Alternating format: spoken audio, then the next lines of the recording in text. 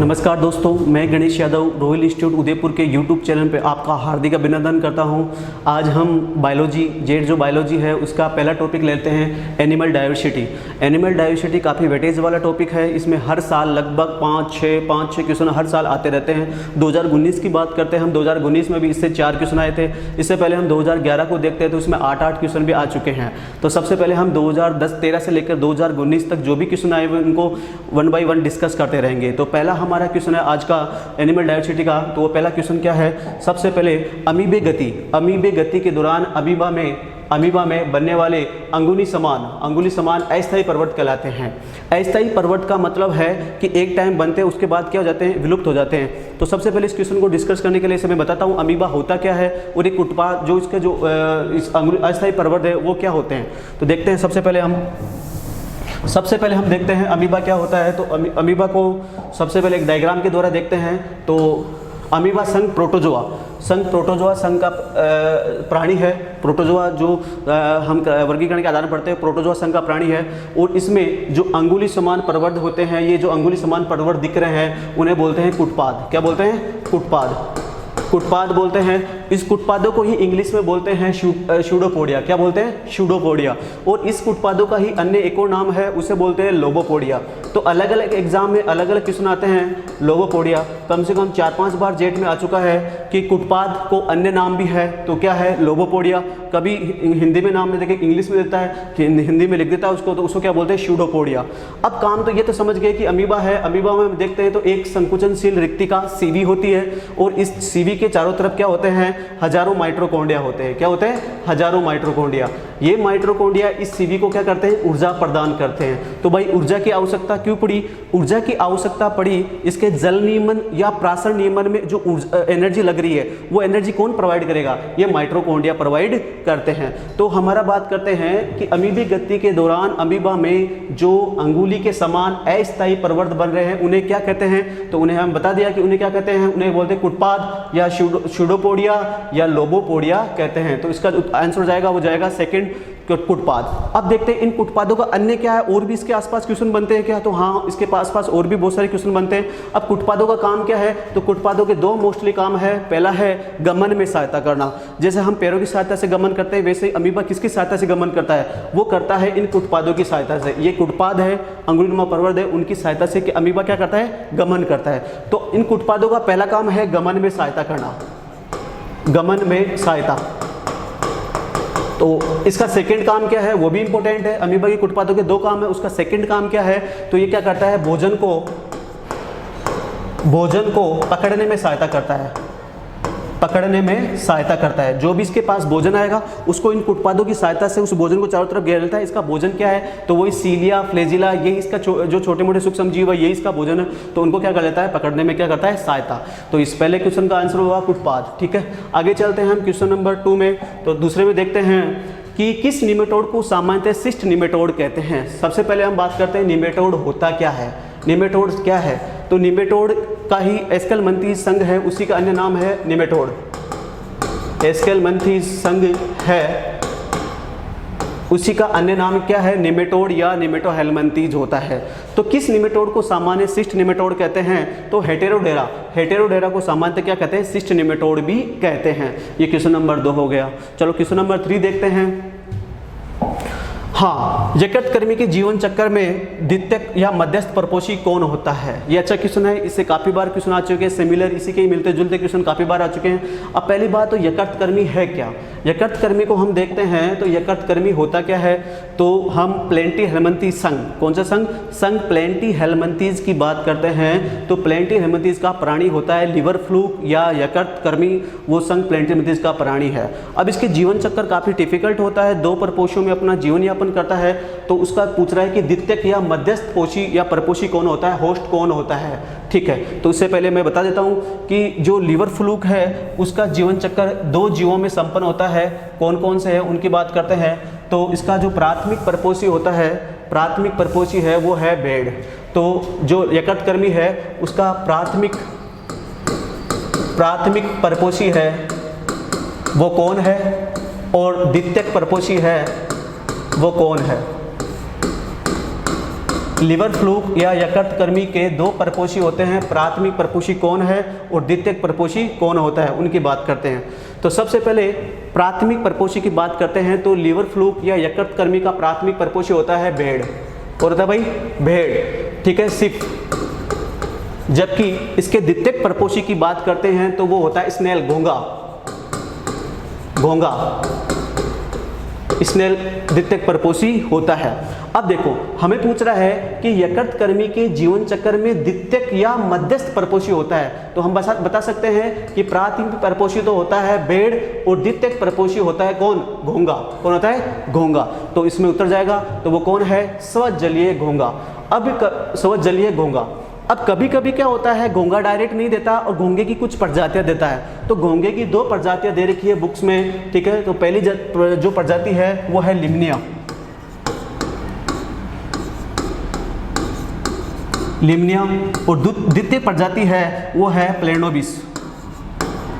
Very very important, इससे भी question आ चुका है कि कभी कभी इस घोंगे की प्रजातियां देता है। पहला है लिम्निया और दूसरा है प्लेनोबिस, इन दोनों जातियों का नाम दे देता है। तो हमारे पास 4-5 क्वेश्चन बनते हैं। सबसे पहले तो फेशुला हिपेटिका है ना, या यकृतकर्मी की बात करते हैं, है ना। यकृतकर्मी का जो प्राथमिक परपोषी है वो कौन है, भेड़ है, सिप है, जो क्या है, कशेरुकी है या अकशेरुकी। तो ये जो भेड़ होती है वो कशेरुकी जीव है।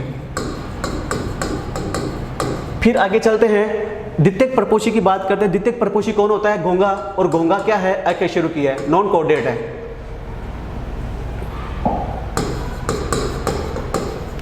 फिर अब घोंगे की कौन कौन सी प्रजातियां है, तो घोंगे की दो प्रजातियां है, पहली है निम्निया और दूसरी है प्लेनोबिस, ठीक है। तो ये कभी कभी प्रजातियों के नाम से देते हैं। जैसे मैं क्वेश्चन बनाता हूं कि फेशुला हिपेटिका के द्वितीयक परपोषी होता है, द्वितीयक या मध्यस्थ परपोषी होता है, और यहाँ ऑप्शन में स्वजलीय घोंगा ना दे और वहां दे दे लिम्निया, तो क्या जाएगा, लिम्निया, क्योंकि ये घोंगे की क्या है, प्रजाति है। कभी कभी प्लेनोबिस दे दे तो प्लेनोबिस, ठीक है, ओके।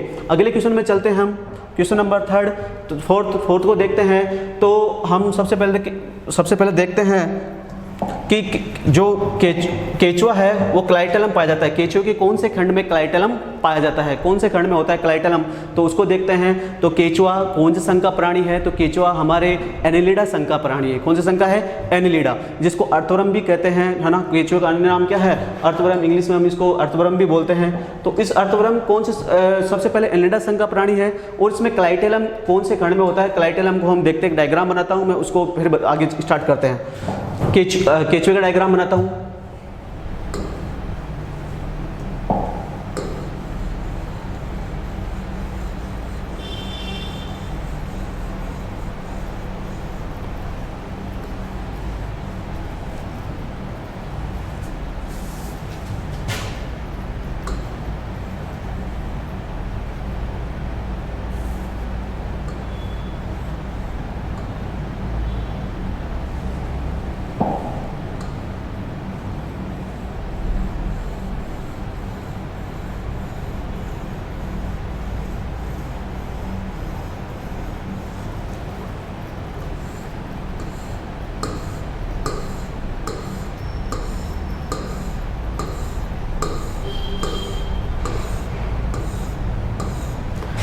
ये केचुए में क्या होते हैं, खंड होते हैं, पता है हमको। केचुए में लगभग 100 से 120 खंड होते हैं, तो मैं लगभग 15-20 खंड बना रहा हूँ, उनको देखते हैं। सबसे पहला खंड है, उसको बोलते हैं हम प्रोस्टोमियम बोलते हैं, पेरिस्टोमियम बोलते हैं। ये सेकेंड, ये थर्ड,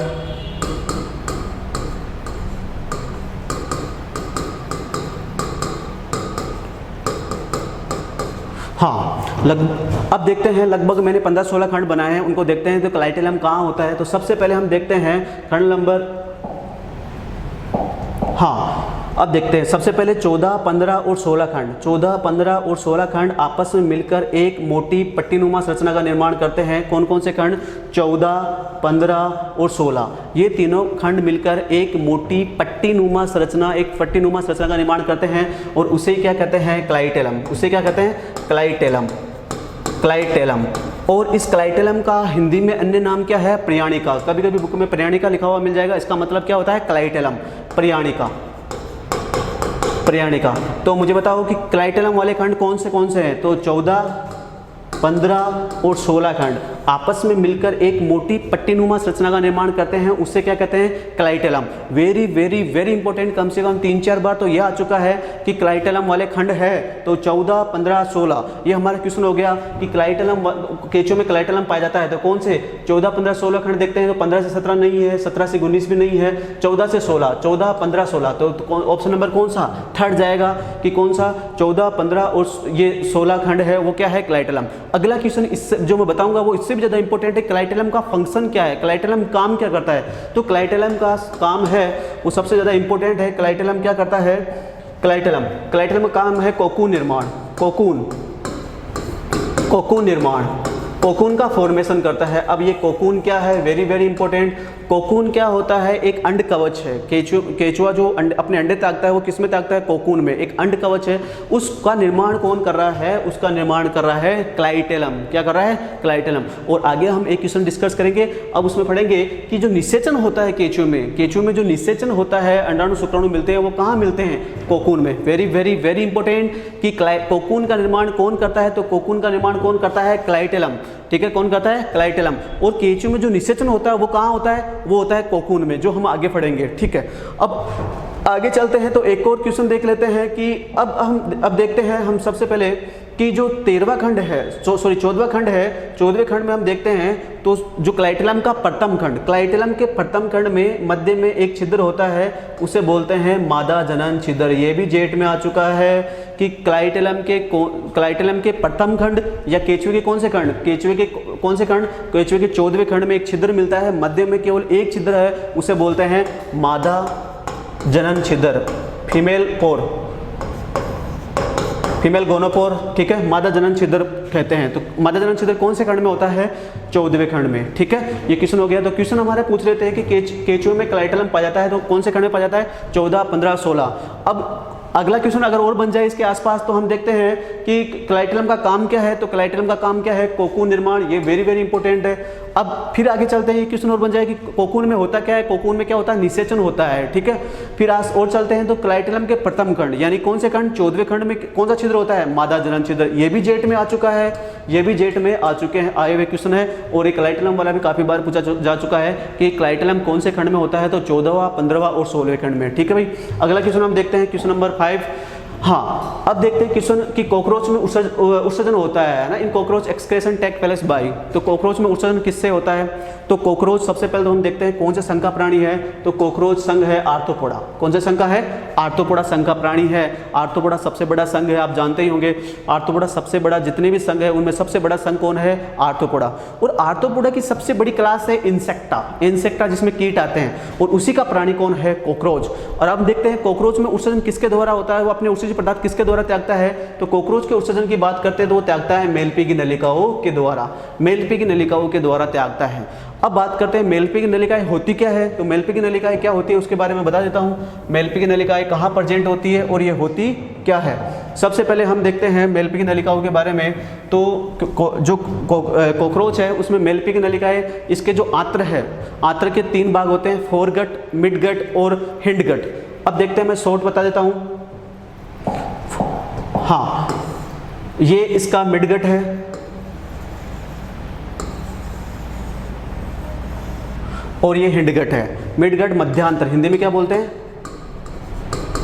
मध्यांतर, और इसको बोलते हैं फस्यांतर। और ये है गुदा, जो 10वें खंड में होती है, गुदा। ठीक है, अब देखते हैं मेलपी की नलिकाएं होती कहाँ है, मेलपी की नलिकाएं कहाँ होती है। तो सबसे पहले हम देखते हैं ये मध्यांतर है और ये पश्चांतर है, इसके संगम स्थल पर, इसके संगम स्थल पर कौन होती है? मेलपी की नलिकाएं ऐसे प्रेजेंट होती है। मेलपी की नलिकाएं एक धागेनुमा संरचना होती है, मेलपी की नलिकाएं ये यहाँ प्रेजेंट होती है। अब बात करते हैं इनकी संख्या कितनी होती है। तो इनकी संख्या होती है लगभग 100 से लेकर 150 के लगभग इसकी संख्या होती है, जो क्या करती है? उत्सर्जन का काम करती है। अब हम लोकेशन भी पता चल गई कि एक्चुअल में मेलपी की नलिकाएं होती क्या है। तो इसकी आंत्र के 3 भाग होते हैं, अग्रांतर, मध्यांतर और पश्चांतर। इंग्लिश में बोले तो अग्रांतर को फोरगट, मध्यांतर को मिडगट और पश्चांतर को क्या बोलते हैं? हिंडगट। अब इसके कौन से स्थल पे होती है, तो इसका जो मिड गट है, मध्यांतर है, और इसका हिंड गट है, पश्चांतर, इनके संगम स्थल पे, इसके जो बीच वाला जगह है, इस पे क्या मिलती है, मेलपी की नलिकाएं मिलती है। और ये मेलपी की नलिकाएं क्या करती है, कॉकरोच या कीटों का, जितने भी कीट है मोस्टली उन सभी का उत्सर्जी अंग क्या होता है, मेलपी की नलिकाएं। ठीक है, अब देखते हैं आगे, इसी में ऑप्शन में है उनको भी देख लेते हैं। अब एक दे रखा है नेफ्रिडिया, क्या दे रखा है, नेफ्रिडिया। ये नेफ्रिडिया, पहले तो इसका उत्तर जो आएगा वो कौन सा जाएगा, इसका आंसर है मेलपी की नलिका है। ठीक है, अब और इसके ऑप्शन में देख लेते हैं ये किसका होता है नेफ्रिडिया। तो नेफ्रिडिया संघ एनिलिडा, संघ एनिलिडा संघ के प्राणियों का, जो भी एनिलिडा में कौन आता है, केचुआ। वेरी वेरी वेरी इंपॉर्टेंट, केचुए का उत्सर्जी अंग क्या है, तो क्या होता है, नेफ्रिडिया। तो ये एनिलिडा, और एनिलिडा में बोले तो कौन सा, केचुआ।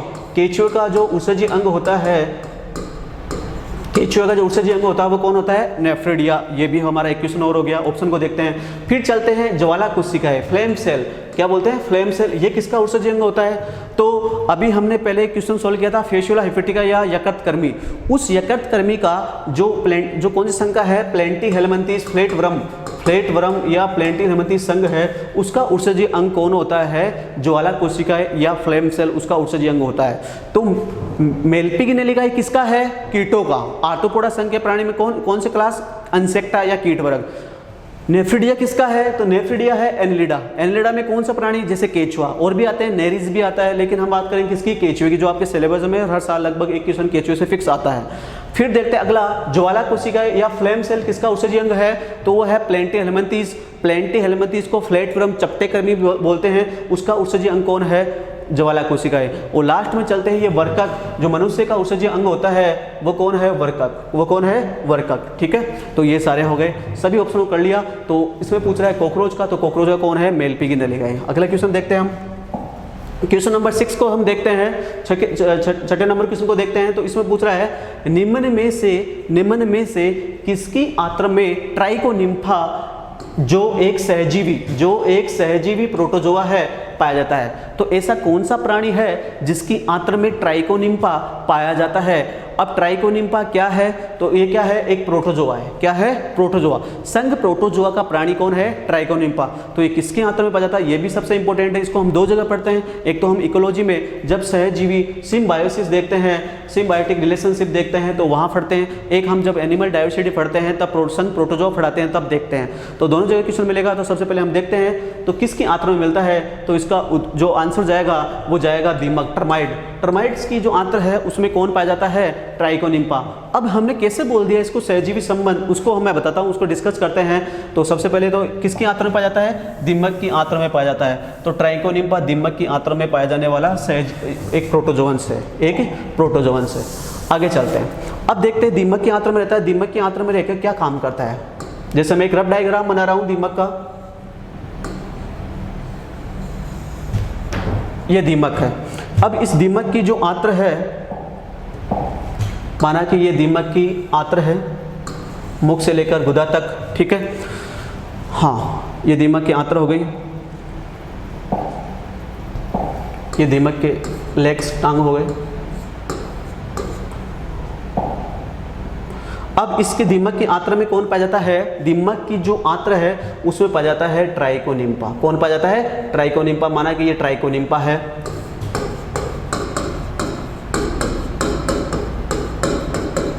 ट्राइकोनिम्फा एक प्रोटोजोअंस है, वो पाया जाता है। अब काम क्या करता है Trichonympha, very very very important. सबसे पहले तो हम देखते हैं कि दीमक क्या करती है। दीमक का जो भोजन है वो है लकड़ी। क्या है, लकड़ी। माना कि ये लकड़ी है, इसको कौन खाएगी, ये दीमक खाएगी। समझते जाना भाई, इस लकड़ी को कौन खाएगी, दीमक खाएगी। अब दीमक खा लेगी, लेकिन इस लकड़ी में क्या है, सेलुलोज है। क्या है, सेलुलोज। अब इस सेलुलोज का पाचन कौन करता है, तो इस सेलुलोज का पाचन कौन करता है, ट्राइकोनिम्फा। जो लकड़ी में जो सेलुलोज है उसका पाचन कौन कर रहा है, ट्राइकोनिम्फा। तो दीमक को क्या प्रॉफिट हुआ, किससे, दीमक को क्या प्रॉफिट हुआ ट्राइकोनिम्फा से, क्योंकि ट्राइकोनिम्फा ने दीमक के सेलुलोज है उसका डाइजेशन कर दिया, ठीक है। तो ये इसको प्रॉफिट हुआ। अब बात करते हैं ट्राइकोनिम्फा को क्या प्रॉफिट हुआ दीमक से। दीमक को तो प्रॉफिट हो गया कि ट्राइकोनिम्फा ने सेलुलोज का पाचन कर दिया। आगे चलते हैं। अब इस ट्राइकोनिम्फा को क्या प्रॉफिट हुआ, तो ट्राइकोनिम्फा को पहला प्रॉफिट तो हुआ कि इस ट्राइकोनिम्फा ने क्या किया, इस ट्राइकोनिम्फा को डायरेक्ट ये लकड़ी नहीं खा सकता, तो डायरेक्ट क्या मिल रहा है, सेलुलोज मिल रहा है, मतलब भोजन मिल रहा है। क्या मिल रहा है, भोजन। ट्राइकोनिम्फा को प्रॉफिट। एक तो इसको भोजन मिल रहा है ट्राइकोनिम्फा को, दूसरा इसको आवास मिल रहा है। तो देखो ट्राइकोनिम्फा को क्या प्रॉफिट हुआ, ट्राइकोनिम्फा को पहला प्रॉफिट तो है इसको भोजन मिल रहा है, क्योंकि इसका भोजन क्या है, सेलुलोज, और सेलुलोज कहाँ, ये दीमक लकड़ी को खाएगी तब इसको सेलुलोज मिलेगा। और दूसरा प्रॉफिट है जो ट्राइकोनिम्फा को वो है आवास। क्या है, आवास। तो दो चीज़ें, ये दोनों आवश्यक चीज़ें हैं। तो ट्राइकोनिम्फा को एक तो भोजन मिल रहा है और दूसरा क्या मिल रहा है, आवास। अब बात करते हैं दीमक को, टर्माइट को क्या प्रॉफिट हुआ। तो दीमक की बात करते हैं तो दीमक में क्या हो गया, सेलुलोज का पाचन हो गया, सेलुलोज का क्या हो गया, पाचन। किसने किया, तो किसने किया, ट्राइकोनिम्फा ने किया। तो इसको हम बोल सकते हैं सिम्बायोटिक रिलेशनशिप। ठीक है, तो दोनों को प्रॉफिट हो रहा है। अब सोचो सिम्बायोटिक रिलेशनशिप क्या होता है, दो जीवों के मध्य ऐसा संबंध जिसमें दोनों जीवों को क्या हो रहा है, लाभ। इसको भी लाभ हो रहा है क्योंकि इसमें सेलुलोज का पाचन हो रहा है, और इसको भी लाभ हो रहा है ट्राइकोनिम्फा को, क्योंकि इसमें भोजन भी मिल रहा है इसको और आवास भी मिल रहा है। दोनों जीवों को लाभ होता है। तो सिम्बायोटिक रिलेशन सहजीवी संबंध का मतलब है दो जीवों के मध्य ऐसा संबंध जिसमें दोनों जीवों को क्या होता है, लाभ, और दोनों जीव चाहे दीमक हो चाहे ट्राइकोनिम्फा हो, दोनों जीव एक दूसरे के बिना जीवित नहीं रह सकते। जैसे कैसे, माना कि मैं ट्राइकोनिम्फा को हटा दूं इसकी आंतर से, ट्राइकोनिम्फा को हटा दिया मैंने, ट्राइकोनिम्फा को यहाँ से हटा दो तो ट्राइकोनिम्फा हट जाएगा। तो क्या इस दीमक, ये दीमक लकड़ी का पाचन कर, जो सेलुलोज है उसका पाचन कर पाएगी, नहीं, क्योंकि ये प्रोटोजोआ इस दीमक में जो ट्राइकोनिम्फा है उस सेलुलोज का क्या करा था, पाचन। तो ये दीमक भी क्या हो जाएगी, मर जाएगी, क्योंकि उसमें सेलुलोज का पाचन नहीं होगा। माना कि इस ट्राइकोनिम्फा को बाहर निकाल दे, ठीक है, बाहर निकाल दिया, तो क्या ये ट्राइकोनिम्फा जिंदा रह पाएगा, नहीं, क्योंकि डायरेक्ट लकड़ी नहीं खा सकता, या इसको आवास भी नहीं मिलेगा, बाह्य वातावरण में जीवित नहीं रह सकता।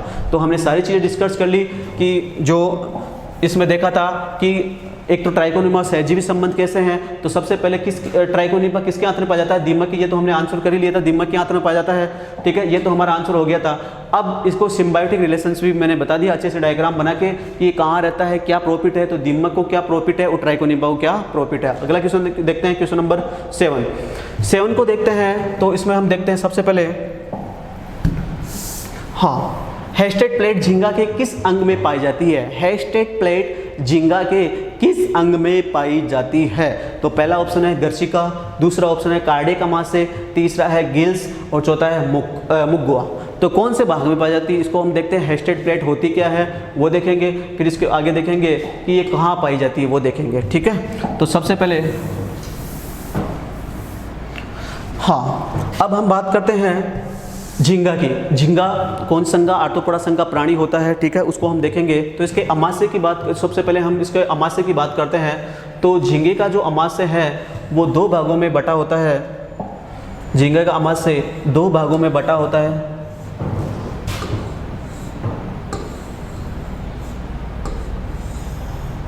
ठीक है, दो झींगे के अमाशय के दो भाग होते हैं। एक तो कार्डियक अमाशय, कार्डियक अमाशय, और दूसरा होता है, फर्स्ट तो कार्डियक अमाशय हो गया, और सेकंड है वो है पाइलोरिक अमाशय। तो झींगे के अमाशय के 2 भाग होते हैं, पहला है कार्डियक और दूसरा है पाइलोरिक। ठीक है, सबसे पहले हम देखते हैं तो सबसे पहले कौन से भाग को देखते हैं, कार्डियक अमाशय में क्या क्या होता है। ठीक है, तो कार्डियक अमाशय में क्या होती है, क्यूटिकल से बनी हुई प्लेटें होती है। कितनी प्लेटें होती है, तो मोस्टली 3 प्लेटें होती है। क्यूटिकल से बनी हुई प्लेटें होती है 3। उन प्लेटों का नाम क्या है वो देखेंगे। ठीक है, 2 तो इसके अगर ऊपरी भाग में होती है, एक बस नीचे वाले भाग में होती है। तो कौन कौन सी प्लेट होती है, सबसे पहले जो है वो है लैंसिलेट प्लेट। लैंसिलेट प्लेट, ये पहली प्लेट है। 3 प्लेटें होती है कार्डियक अमाशय में। दूसरी है कॉम्प्लेट्स, कॉम्प्लेट, और तीसरी होती है वो होती है हेस्टेड प्लेट। 3 प्लेटें मिलती है कौन से अमाशय में? कार्डियक अमाशय में। तो झींगा के अमाशय के 2 भाग होते हैं, पहला है कार्डियक, दूसरा है पाइलोरिक। कार्डियक अमाशय में कितनी प्लेट मिलती है जो क्यूटिकल से मिलकर बनी, काइटिन से मिलकर बनी होती है? तो पहला है लेंसिलेट प्लेट, दूसरा है कॉम प्लेट और तीसरा है हेस्टेड प्लेट। ठीक है, 3 प्लेट मिलती है। जबकि हम बात करते हैं पाइलोरिक अमाशय में कितनी प्लेट मिलती है, तो पाइलोरिक अमाशय में मोस्टली है ना एक ही प्लेट मिलती है और उसका नाम है जो वी शेप की होती है। कौन सी शेप की? वी शेप की होती है, उसका नाम है फिल्टर प्लेट। कौन सी है? Filter plate. अब देखते हैं हमारा क्वेश्चन। अब ये इसका अमाशय का पार्ट पूरा कंप्लीट हुआ। अब क्वेश्चन क्या है कि हेस्टेड प्लेट झींगे की किस भाग में पाई जाती है? कौन सी प्लेट? हेस्टेड प्लेट झींगे की कौन से भाग में पाई जाती है? तो मुझे बताओ कि हेस्टेड प्लेट झींगे के कौन से भाग में पाई जाती है? आप खुद बता सकते हो। क्या इसके गर्सिका में होती है? नहीं, ये गर्सिका है नहीं, यहाँ गर्सिका में नहीं होती। ठीक है, फिर बात है क्या कार्डियक अमाशय में होती है? तो देखते हैं कार्डियक अमाशय में टोटली 3 प्लेट होती है। पहला है लेंसिलेट प्लेट, दूसरा है कॉम प्लेट और तीसरा जो हमारा पूछा गया क्वेश्चन है वो क्या है? हेस्टेड प्लेट। तो हेस्टेड प्लेट क्या होती है? कार्डियक अमाशय में। ये हमारा क्वेश्चन सॉल्व हो गया कि हेस्टेड प्लेट झींगे किस भाग में होती है? कार्डियक अमाशय में प्रेजेंट होती है। अब भी देखते हैं अगर यहाँ अगर कोई दूसरी प्लेट का नाम पूछ लेता, जैसे लेंसिलेट प्लेट कहाँ होती है तो भी क्या है? कार्डियक अमाशय। पूछ लेता कॉम प्लेट क्या होती है, वो भी कहाँ होती है? कार्डियक अमाशय में। लेकिन एक अलग क्वेश्चन बन जाए कि जो फिल्टर प्लेट होती है, फिल्टर प्लेट कौन से भाग कौन से अमाशय में होती है? तो वो कौन से में होती है? पाइलोरिक अमाशय में। तो अलग अलग 4 प्रकार के क्वेश्चन पूछ सकता है, या तो लेंसिलेट प्लेट के बारे में पूछ सकता है, या हेस्टेड प्लेट के बारे में पूछ सकता है, या कॉम प्लेट के बारे में पूछ सकता है, या filter plate V shape plate के बारे में पूछ सकता है। तो हमें पता है कि कार्डियक अमाशय में टोटली 3 प्लेट होती है, जबकि पाइलोरिक अमाशय में केवल 1 ही प्लेट होती है। तो हमारा आंसर हो गया कार्डियक अमाशय। ठीक है, अगला क्वेश्चन देखते हैं। ये 2013 क्वेश्चन था। अगले क्वेश्चन को देखते हैं। तो 2014 का क्वेश्चन है, इसको देखते हैं। इसमें क्या है? सबसे पहले निम्न में से कौन सा सिद्धांत अमीबा की गति के लिए सर्वाधिक मान्य सिद्धांत है? अमीबा आप मैंने बताया था संघ प्रोटोजोआ संघ का प्राणी है, उसकी गति के लिए बहुत सारे सिद्धांत आए है ना। उसमें सर्वमान्य सिद्धांत कौन सा था? सोल जेल सिद्धांत। ठीक है, तो ये किसकी गति, अमीबा की गति के लिए आए थे सिद्धांत? तो उसमें सर्वमान्य सिद्धांत कौन है? सोल जेल सिद्धांत। बहुत सारे सिद्धांत है उनमें सोल जेल सिद्धांत। अब ये सिद्धांत दिया किसने? चलो इसी के सिमिलर क्वेश्चन देखते हैं। तो सबसे पहले ये सिद्धांत किसने दिया? तो सोल जेल सिद्धांत एक वैज्ञानिक थे, हाइमन। कौन थे? हाइमन। हाइमन ने सबसे पहले सोल जेल सिद्धांत प्रतिपादित किया। कभी पूछ ले कि सोल जेल सिद्धांत किसने दिया? तो हाइमन ने। अब ये सोल जेल सिद्धांत होता क्या है? अब इसके अन्य नाम भी है सोल जेल का। इस सोल जेल सिद्धांत का ये नाम है दाब सिद्धांत। दाब सिद्धांत, इसी को बोलते हैं विस्कासिता का सिद्धांत। विस्कासिता का सिद्धांत, इसी को बोलते हैं अन्य नाम शांता परिवर्तन का सिद्धांत। शांता परिवर्तन का सिद्धांत। ठीक है, तो इस सोल जेल सिद्धांत के हमारे पास कितने नाम हो गए? सबसे पहले सोल जेल सिद्धांत, दूसरा हो गया दाब सिद्धांत, तीसरा हो गया विस्कासिता का सिद्धांत और चौथा हो गया शांता परिवर्तन का सिद्धांत। ठीक है, अब ये सोल जेल सिद्धांत होता क्या है उसकी बात करेंगे। तो सोल जेल सिद्धांत को हम देखते हैं। तो हाइमन ने बताया कि अमीबा में जो एंडोप्लाज्म है उसके 2 भाग होते हैं, एक तो सोल और एक जेल। बाह्य भाग होता है, बाह्य भाग होता है। अमीबा का डायग्राम बना के बताता हूँ मैं। जैसे अमीबा का डायग्राम पहले भी देखा था। तो इसके 2 भाग होते हैं, एंडोप्लाज्म के 2 भाग होते हैं। ठीक है, एक तो बाह्य भाग है उसको बोलते हैं जेल। क्या बोलते हैं? जेल। और जो आंतरिक भाग होता है उसको बोलते हैं सोल। ठीक है, बाह्य भाग को बोलते हैं जेल और आंतरिक भाग को क्या बोलते हैं? सोल। अब क्या होता है, ये सोल जेल में और जेल सोल में आपस में क्या होता है? इंटरचेंज होता रहता है। सोल का जेल में, जेल का सोल में आपस में परिवर्तन होता है। और जब ये सोल जेल में और जेल सोल जेल में और जेल सोल में परिवर्तन होता है, उसी दौरान क्या होता है? अमीबा का कोशिका द्रव्य बहेगा तो एक उत्पादों से क्या करता है? गमन करता है। जो हमने फर्स्ट क्वेश्चन देखा था कि अमीबा किसके सहायता से गमन करता है, तो किसकी सहायता से? उत्पादों की सहायता से क्या करता है? गमन।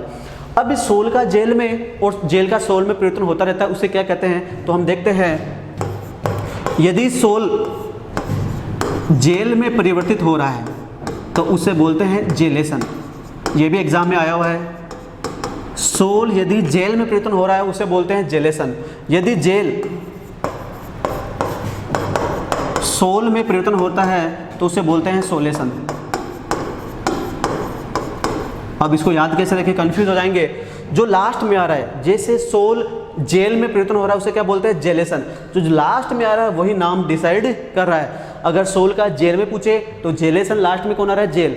यदि पूछे जेल का सोल में, लास्ट में कौन आ रहा है, सोल, तो सोलेसन। ठीक है, ये इसके आसपास के क्वेश्चन है। ये क्वेश्चन भी आया हुआ है, जेल जेलेसन है, जेलेसन कहलाता है तो क्या कहलाता है, सोल का जेल में परिवर्तन, पहला ऑप्शन। सेकंड ऑप्शन जेल का सोल में परिवर्तन, सेकंड ऑप्शन। थर्ड सोल का सोल में, और फोर्थ जेल का जेल में। तो कौन सा जेलेसन क्या है, सोल का जेल में परिवर्तन। ठीक है, सोल जेल सिद्धांत दिया किसने, हाइमन ने। ठीक है, एंडोप्लाज्म के बाह्य भाग क्या कहलाता है, जेल, आंतरिक भाग क्या कहलाता है, सोल। ठीक है, ओके।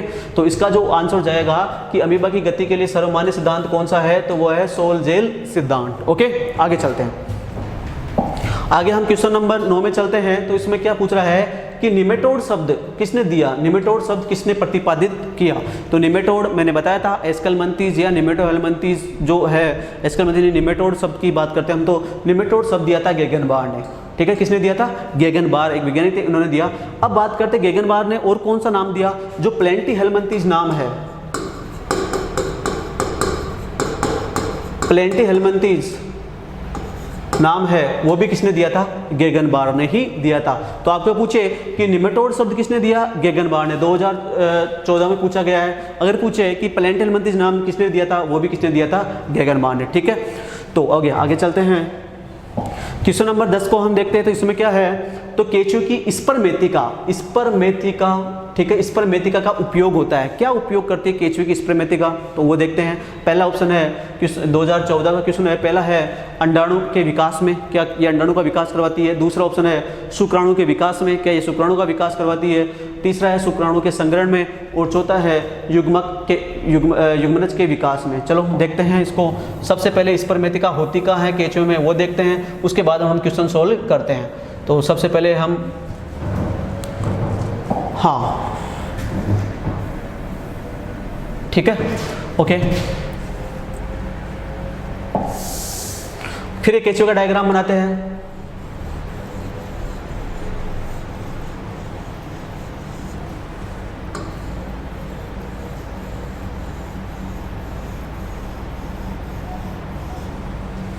वन 2 3 4 5 6 7 8 9 10 11 देखते हैं। लगभग मैंने 10 खंड बनाए हैं, एक एक खंड बनाए हैं, 10 खंड बनाए हैं। इसमें देखते हैं स्पर्मेथिका या शुक्रग्राहिका, इसको हिंदी में क्या बोलते हैं, शुक्रग्राहिका होती क्या है।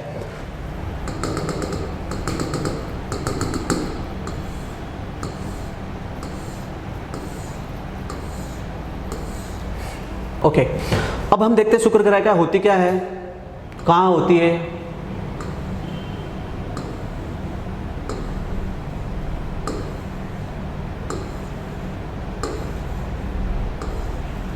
ये 4 जोड़ी, एक जोड़ी 5वें खंड में, एक जोड़ी 6ठे खंड में, एक जोड़ी 7वें खंड में, एक जोड़ी 8वें खंड में। एक मिनट,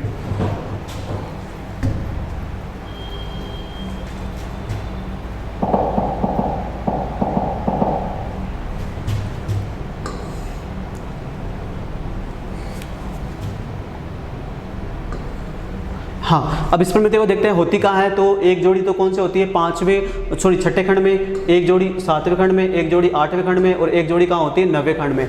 ऐसे ही यहाँ होती है, एक 6ठे खंड में, 7वें में, 8वें में और 9वें खंड में यहाँ प्रेजेंट होती है। टोटली कितनी जोड़ी होती है, 4 जोड़ी। कौन कौन से खंड पूछे, तो कौन सा, 6 7 8 9, ये खंड में कि स्पर्मेथिका कौन से खंडों में होती है, 6 7 8 9। मैं और क्वेश्चन करवा रहा हूँ, ये क्वेश्चन भी जेट में आया हुआ है। तो कौन से खंड में होती है स्पर्मेथिका, 6 7 8 9, जेट 2010 में आया हुआ है। फिर पूछे अंतराखंडीय पट, अंतराखंडीय पट का मतलब क्या होता है कि जैसे तीसरा और चौथा खंड है, इसके मध्य जो पट है उसे क्या बोलते हैं, अंतराखंडीय पट। तो कौन कौन से अंतराखंडीय पटों में होती है, तो देखो 5वें और 6ठे खंड के अंतराखंडीय पटों पर होती है, 6ठे और 7वें, 7वें और 8वें, 8वें और 9वें। तो कहाँ से, 5वें 6ठे। तो अगर अंतराखंडीय पट पूछे तो 5 6 6 7 7 8 और 8 9, ध्यान रखना भाई। अगर अंतराखंड पट पूछे तो 5 6 6 7 7 8 8 9, और ओनली खंड पूछे तो 6 7 8 9। ठीक है, अब इनका काम क्या है, काम मैं बता देता हूँ। मादा जनन छिद्र से जो भी अंडाणु वगैरह निकलेंगे, है ना, और फिर निषेचन होगा, जो भी निषेचन वगैरह होगा, वो जो शुक्राणु, जब मैथुन होगा तो शुक्राणु आएंगे। वो शुक्राणु कहाँ आएंगे, वो शुक्राणु आएंगे इस स्पर्मेथिका में। जो भी स्पर्म है, जो स्पर्म होते हैं वो कहाँ संग्रहित रहते हैं, इस परमेतिका में शुक्रग्राहिका में क्या होते हैं, स्टोर होते हैं। तो इनका काम हो गया शुक्राणुओं के संग्रहण का। जब हम मैथुन पढ़ते हैं तब हम इसमें और डिटेल समझते हैं कि जो स्पर्मेतिका है उनका काम क्या है, शुक्राणुओं का संग्रहण करना। तो सबसे पहले तो ये स्पर्मेतिका है। स्पर्मेतिका है, कितनी जोड़ी होती है, 4 जोड़ी होती है। कौन कौन से खंडों में होती है, तो 5, 6, 7, 8, 9। कौन कौन से खंडों में, 6, 7, 8, 9। अगर आपको अंतराखंड पट पूछे तो कौन कौन से में, 5, 6, 6, 7, 7, 8 और 8, 9। इनका काम पूछे तो काम क्या है, शुक्राणुओं का संग्रहण। किसका संग्रहण, शुक्राणुओं का संग्रहण करने का। वेरी वेरी इंपॉर्टेंट, शुक्राणुओं का संग्रहण। जैसा हम देख रहे हैं 2014 में क्वेश्चन पूछा गया है कि शुक्राणु का संग्रहण कहाँ होता है, तो कहाँ होता है, स्पर्मेतिका में। फिर अगर और क्वेश्चन है 2010 में कि कौन कौन से खंडों में होती है शुक्रग्राहिका छिद्र या स्पर्मेटिकल पोर, तो एक खंड पूछे तो ये, और अंतःखंड पट पूछे तो ये। ओके, तो हम देखते हैं ये क्वेश्चन भी हमारा सोल्व हुआ कि केंचुओं में स्पर्मेटिका का उपयोग होता है, तो क्या होता है, शुक्राणुओं के संग्रहण में। किसके, शुक्राणुओं के संग्रहण में। ओके, आगे चलते हैं क्वेश्चन नंबर 11। हाँ, अब देखते हैं ये आ ही गया जो मैंने पहले क्वेश्चन बताया था, उसमें केंचुओं का एक डायग्राम बना के कि केंचुओं में निषेचन होता है। ये 2014 का क्वेश्चन है केंचुओं का। फिर क्वेश्चन आ गया केंचुओं में निषेचन कहाँ होता है। ठीक है, तो निषेचन की मैंने बात की थी कि क्लाइटेलम, जब मैंने सबसे पहले बताया था कि क्लाइटेलम में क्या करता है, क्लाइटेलम काम क्या था, कोकून निर्माण। क्या था, कोकून। और उस कोकून में ही क्या होता है, निषेचन। क्या होता है, निषेचन। तो इसका आंसर हो जाएगा केंचुओं में निषेचन कहाँ होता है, कोकून में। अब ये कोकून क्या होता है, मैंने जो पहले क्वेश्चन कराया था उसमें बता दिया था कि क्लाइटेलम की ग्रंथिल कोशिकाएं एक चिपचिपे पदार्थ का स्राव करती है जो हवा के संपर्क में आकर कठोर हो जाता है। और क्लाइटेलम के चारों ओर, जैसे क्लाइटेलम खंड थे 14, 15 और 16, इन खंडों के चारों ओर एक झिल्लीनुमा संरचना का निर्माण कर लेता है, थैली बना लेता है, और उससे क्या कहते हैं, कोकून। और इस कोकून के अंदर ही कौन होते हैं, इस कोकून के अंदर ही अंडाणु। कौन होते हैं, अंडाणु क्या होते हैं, उपस्थित होते हैं। जो भी अंडाणु है ना, वो इस कोकून में होते हैं। बाद में इसमें कौन आ जाते हैं, शुक्राणु आ जाते हैं। तो अंडाणु और शुक्राणु इसमें होते हैं, और इससे में क्या होता है, निषेचन होता है। निषेचन बाह्य प्रकार का होता है। कौन सा, बाह्य, क्योंकि शरीर के बाहर होता है सारा काम। तो बाह्य निषेचन शरीर के अंदर नहीं होता, शरीर के बाहर। तो ये क्वेश्चन पूछ रहा है कि केंचुओं में निषेचन होता है, तो केंचुओं में निषेचन कहाँ होगा, कोकून में। ओके, आगे चलते हैं। हाँ, लिवर फ्लूक परपोसी के एंजाइम, होस्ट के जो भी एंजाइम है, होस्ट के जो एंजाइम है उससे प्रभावित नहीं होता। क्यों, ऐसा क्या है लिवर फ्लूक में जो होस्ट के एंजाइम उससे प्रभावित नहीं होता, जो भी इसको गलाने वाले एंजाइम उससे प्रभावित नहीं होता। ये जेड 2014 का क्वेश्चन है। लिवर फ्लूक की बात मैंने पहले भी क्वेश्चन में कर ली थी। लिवर फ्लूक जिसे हम फेशियोला हेपेटिका या फेशियोला हेपेटिका जो कौन सी संघ का है, प्लेंटी हेलमिंथेस का है। ऐसा क्या कारण है कि ये परपोसी के जो पाचक एंजाइम है उससे प्रभावित नहीं होता, ऐसा क्या है इसकी बॉडी में, उसको देखते हैं। ठीक है, तो सबसे पहले लिवर फ्लूक कौन से संघ का है, तो कौन से संघ का है भाई, प्लेंटी हेलमिंथेस संघ का है। कौन से संघ का है, प्लेंटी हेलमिंथेस संघ का है। ओके, अब बात करते हैं प्लेंटी हेलमिंथेस संघ का है, तो इसकी जो देह भित्ति है इसमें ऐसा क्या होता है कि ये परपोसी के पाचक एंजाइम से प्रभावित नहीं होता। उसके लिए मैं बताता हूँ कि लिवर फ्लूक में क्या होती है, अधिचर्म होती है, ये एपिडर्मिस है, एपिडर्मिस है, और इस एपिडर्मिस के जस्ट ऊपर क्यूटिकल होती है। क्या होती है, क्यूटिकल की परत, क्यूटिकल की परत होती है। ठीक है, क्यूटिकल की परत होती है। तो ये क्यूटिकल की परत क्या होती है, कठोर होती है। ठीक है, जिससे कोई भी पाचक एंजाइम उसके ऊपर आएगा, ये पाचक एंजाइम इसकी बॉडी में अंदर नहीं जा पाएगा। ये क्यूटिकल की परत इन पाचक एंजाइमों क्या कर लेगी, रोक लेगी। और वेरी वेरी इंपॉर्टेंट, इसकी क्यूटिकल की परत को क्या कहते हैं, तो इसकी क्यूटिकल की परत को कहते हैं टेगुमेंट। क्या बोलते हैं, टेगुमेंट। जेड 2019 का क्वेश्चन था, है ना। ये क्यूटिकल वहाँ ऑप्शन में क्या था, टेगुमेंट दे रखा था, तो क्यूटिकल को क्या बोलते हैं, टेगुमेंट भी कहते हैं। कभी कभी आपको आ जाए कि क्यूटिकल ना आके क्या जाए टेगुमेंट, तो उसका भी ध्यान रखना। तो इसकी क्यूटिकल को अन्य नाम क्या है, टेगुमेंट। तो ये टेगुमेंट या क्यूटिकल क्या करती है, जो भी परपोसी के एंजाइम है उससे क्या करती है, इस खुद जीव की क्या करती है, सुरक्षा करती है। जैसे माना ये फेशियोला हेपेटिका था, तो इसमें जो ऊपर की परत है क्यूटिकल, वो क्या करती है, परपोसी से पाचक एंजाइमों क्या करती है, सुरक्षा करती है। अब इस क्यूटिकल का निर्माण कौन करता है, तो इस क्यूटिकल का निर्माण करती है एपिडर्मिस, अधिचर्म करती है। अधिचर्म इसका स्राव करती है, अधिचर्म द्वारा स्रावित हो गई क्यूटिकल का क्या होता है, निर्माण। तो देखते हैं क्वेश्चन में क्या है। तो क्वेश्चन में क्या पूछा था कि लिवर फ्लूक परपोसी के एंजाइमों से प्रभावित नहीं होता। किसके कारण, किसके कारण नहीं होता? तो क्यूटिकल के कारण। किसके कारण? क्यूटिकल। अगर देखो ऑप्शन में अधिचर्म भी है, क्या अधिचर्म के कारण नहीं होता क्या? नहीं, अधिचर्म का कोई रोल नहीं है, वो किसका रोल है? क्यूटिकल का। ठीक है, ओके, आगे क्वेश्चन चलते हैं। क्वेश्चन नंबर 13 को देखते हैं। फिर वो लीवर फ्लू का क्वेश्चन, बार बार लीवर फ्लू या फेशियल हेपेटाइटिस से बार बार क्वेश्चन आ रहा है, हर साल एक क्वेश्चन इससे फिक्स होता है। इस देखो 2000 हमने 14 में ही बात की थी, 2014 में दूसरा या तीसरा क्वेश्चन है फेशियल हेपेटाइटिस का।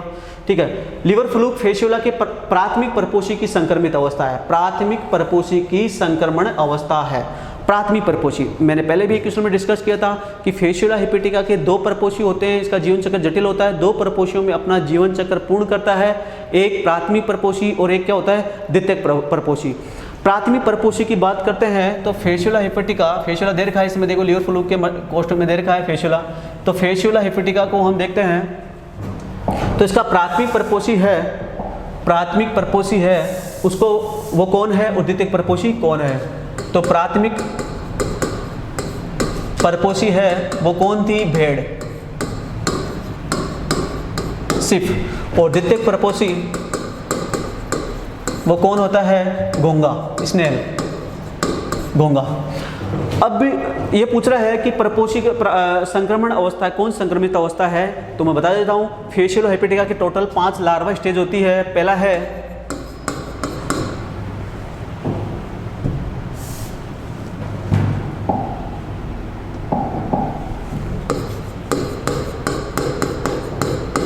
मेरासीडियम, पहला लार्वा है मेरासीडियम, दूसरा है स्पोरो,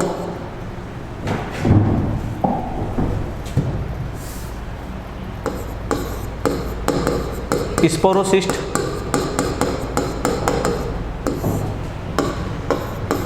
तीसरा है रेडिया,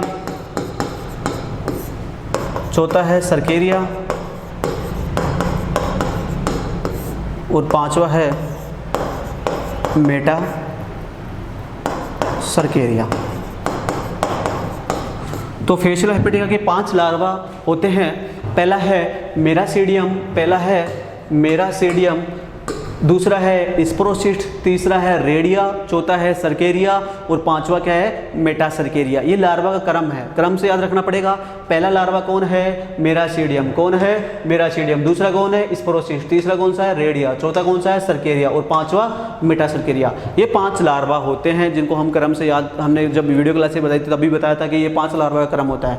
अब देखते हैं, क्वेश्चन पूछ रहा है कि जो फेशियोला हेपेटिका है उसके प्राथमिक परपोषी में संक्रमण की अवस्था है, तो कौन सी होती है प्राथमिक परपोषी? भेड़ में कौन सी होती है? उसके लिए हम इसका जीवन चक्र पढ़ेंगे तब ये क्वेश्चन होगा। डायरेक्ट हम सोल्व नहीं करेंगे भाई ये होती है, नहीं, पहले इसका जीवन चक्र पढ़ेंगे कि एक्चुअल में होता क्या है, फिर उसके आसपास जो भी क्वेश्चन बनेंगे आगे हम देखेंगे वो भी हम सोल्व कर देंगे।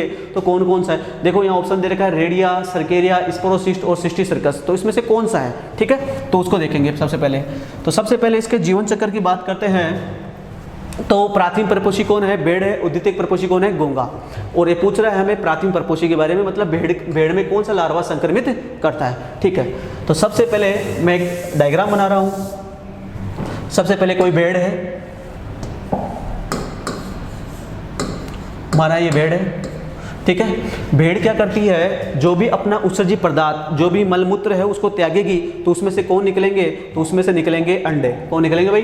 अंडे। ये अंडे निकले। भेड़ ने जब अपना उत्सर्जित पदार्थ त्यागा तो उत्सर्जित पदार्थ के साथ क्या आ गए? अंडे आ गए। ठीक है, ये अंडे आए। आगे चलते हैं। अब ये अंडे क्या करते हैं? किसी भी माध्यम से, कोई भी माध्यम हो, ठीक है, चाहे वो कोई भी माध्यम हो, किसी भी माध्यम से क्या होते हैं? जल के संपर्क में आते हैं। किसके?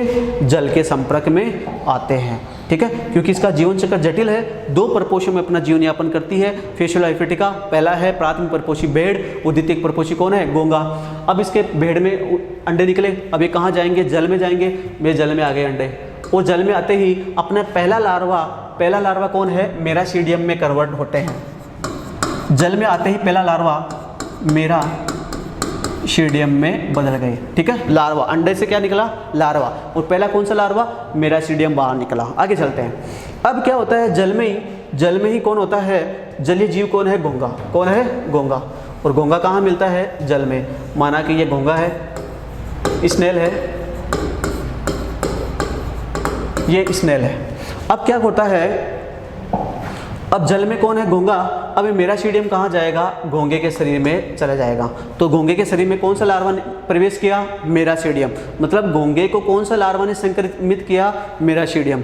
और घोंगे में ही क्या करते हैं, घोंगे कोमल भागों में प्रवेश कर गया मेराशीडियम, ठीक है। अभी मेराशीडियम दूसरे लार्वा में बदलेगा, किसमें बदलेगा, स्पोरोसिस्ट में। ये बदल गया स्पोरोसिस्ट में। फिर ये स्पोरोसिस्ट बदलेगा अगले लार्वा में, अगला कौन सा है, रेडिया। तो ये बदल गया रेडिया में। फिर ये रेडिया अगले लार्वा स्टेज में बदलेगा, वो कौन सा है, सर्केरिया। ये बदल गया सर्केरिया। ये सारे लार्वा किस में बदल रहे हैं, कि किसके शरीर में बदल रहे हैं, तो घोंगे के शरीर में। ये लार्वा क्रम दर क्रम आगे बढ़ते जा रहे हैं, इनमें प्रयोजन होता जा रहा है। और अब जो सर्केरिया, ये मेराशीडियम था, घोंगे में प्रवेश किसने किया, स्पोरोसिस्ट ने। ये किसमें बदला, रेडिया में। ये किसमें बदला, सर्केरिया में। अब ये सर्केरिया लार्वा है, वो घोंगे के शरीर से बाहर आकर कहाँ आता है, जल में। ये क्या था, जल। ये नीचे वाला जो मैंने बनाया ये क्या है, जल। ये सारा प्रोसेस जल में हो रहा है। तो ये किसमें बदल, ये कौन सा है, सर्केरिया लार्वा। सर्केरिया लार्वा इस घोंगे के शरीर से बाहर आ गया भाई, कहाँ आ गया, जल में आ गया। अब क्या करता है ये सर्केरिया लार्वा, क्या करता है, पोषण ग्रहण करता है, सूक्ष्म जीवों को खाता है। और किस में बदलेगा, देखो मेराशीडियम से स्पोरोसिस्ट, स्पोरोसिस्ट से रेडिया, रेडिया से सर्केरिया, सर्केरिया घोंगे के शरीर के बाहर निकला, इसने भोजन वगैरह ग्रहण किया, आकार में क्या की, वृद्धि। और किस में बदल गया, मेटा सर्केरिया में। तो ये बदलेगा मेटा सर्केरिया में, मेटा सर्केरिया। ये मेटा सर्केरिया लास्ट वाला लार्वा स्टेज आ गया, मेटा सर्केरिया, ठीक है। अब क्या होता है, जो भी जल है, जलाशय है, उसके आसपास क्या होती है, घास वगैरह भी उगी होती है। ये जल मैंने बनाया, इसके पास आसपास क्या होगी, ये घास फूस है, ग्रीन कलर से मैंने बना दिया, ये घास फूस है, ठीक है। अब ये क्या करेगा, ये जो मेरा मेटा सर्केरिया लार्वा है, वो किसी भी माध्यम से जल की धाराओं के सहायता से, है ना, जैसे मेराशीडियम था, ठीक है। अब ये क्या मेटा सर्केरिया था, अब किस में बदलेगा, ये मेटा सर्केरिया चला गया किसमें, घास फूस के अंदर चला गया। ये भाई घास फूस में फंस गया, कौन फंसा, मेटा सर्केरिया। जल की धाराओं के साथ घास फूस में आसपास जो भी जो जलाशय है उसके आसपास जो घास है उसमें फंस जाएगा। और इस घास को कौन खाएगी, भेड़। इस घास को कौन खाएगी, भेड़। तो ये किस में चला गया, भेड़ के शरीर में, ठीक है। तो ये भेड़ के शरीर में। तो मुझे बताओ कि जो भेड़ है उसके उत्सर्जी पदार्थ के रूप में कौन निकले, अंडे। अंडे उचित तापमान, नमी, इनको अवशोषित करके किसमें बदले, पहले लार्वा किसमें, मेराशीडियम में बदले। मेराशीडियम लार्वा पहला निकला अंडे से बाहर, अब क्रम दर क्रम आगे क्या करेगा, वृद्धि करेगा। मेराशीडियम ने किसमें प्रवेश किया, घोंगे में। मेराशीडियम से स्पोरोसिस्ट, स्पोरोसिस्ट से रेडिया, फिर सर्केरिया में बदल गया। अभी सर्केरिया क्या करेगा, जल के बाहर निकलेगा और किसमें बदलेगा, मेटा सर्केरिया में। और मेटा सर्केरिया वापस कहाँ चले जाएगा, घास फूस में फंस जाएगा। और किसको कौन खाएगी, घास फूस को भेड़ खाएगी। तो वापस किस में चला गया, भेड़ में। अब ये भेड़ के उत्सर्जी पदार्थ के रूप में अगली पीढ़ी चलेगी, फिर ये निकलेगा। ये प्रोसेस चलता रहता है। इसमें टोटली 2 क्वेश्चन काम के, और वो बहुत ज़्यादा इंपॉर्टेंट है, कम से कम 5-6 बार आ चुके हैं। सबसे पहला अब हम पढ़ रहे हैं, इस क्वेश्चन को हमने देखा था। क्वेश्चन में हमने देखा कि लिवर फ्लूक, है ना, फेसुला के प्राथमिक परपोषी में संक्रमण की अवस्था है। वो देखते हैं कौन सा जो है प्राथमिक परपोषी, जो प्राथमिक परपोषी है उसमें कौन सा लार्वा संक्रमित कर रहा है, उसको देखते हैं, ठीक है। आओ, अब प्राथमिक परपोषी हमने पहले पढ़ा था। प्राथमिक परपोषी कौन होता है, भेड़। तो भेड़ को कौन सा लार्वा संक्रमित कर रहा है, ये रही भेड़। इसके शरीर में कौन सा लार्वा जा रहा है, मेटा सर्केरिया। कौन सा लार्वा जा रहा है, मेटा सर्केरिया। ये तो डायरेक्ट क्वेश्चन हो गया कि भाई प्राथमिक परपोषी कौन, भेड़। और भेड़ को कौन सा लार्वा संक्रमित कर रहा है, संक्रमित का मतलब कौन इसमें जा रहा है, तो कौन जा रहा है, मेटा सर्केरिया। ये तो डायरेक्ट क्वेश्चन हो गया जो हमने सोल्व कर दिया, मेटा सर्केरिया। और शायद तक इसमें ऑप्शन में मिल भी जाएगा आपको, मेटा सर्केरिया नहीं है, सर्केरिया ही है। चलो देखते हैं एक बार, मेटा सर्केरिया। अगर मेटा सर्केरिया आ गया तो डायरेक्ट हम टिक कर देंगे, लेकिन एग्जामिनर क्या है, कंफ्यूज करने के लिए मेटा सर्केरिया नहीं देता। वो क्या देता है, ये पीढ़ी हटा देता है और क्या देता है, सर्केरिया।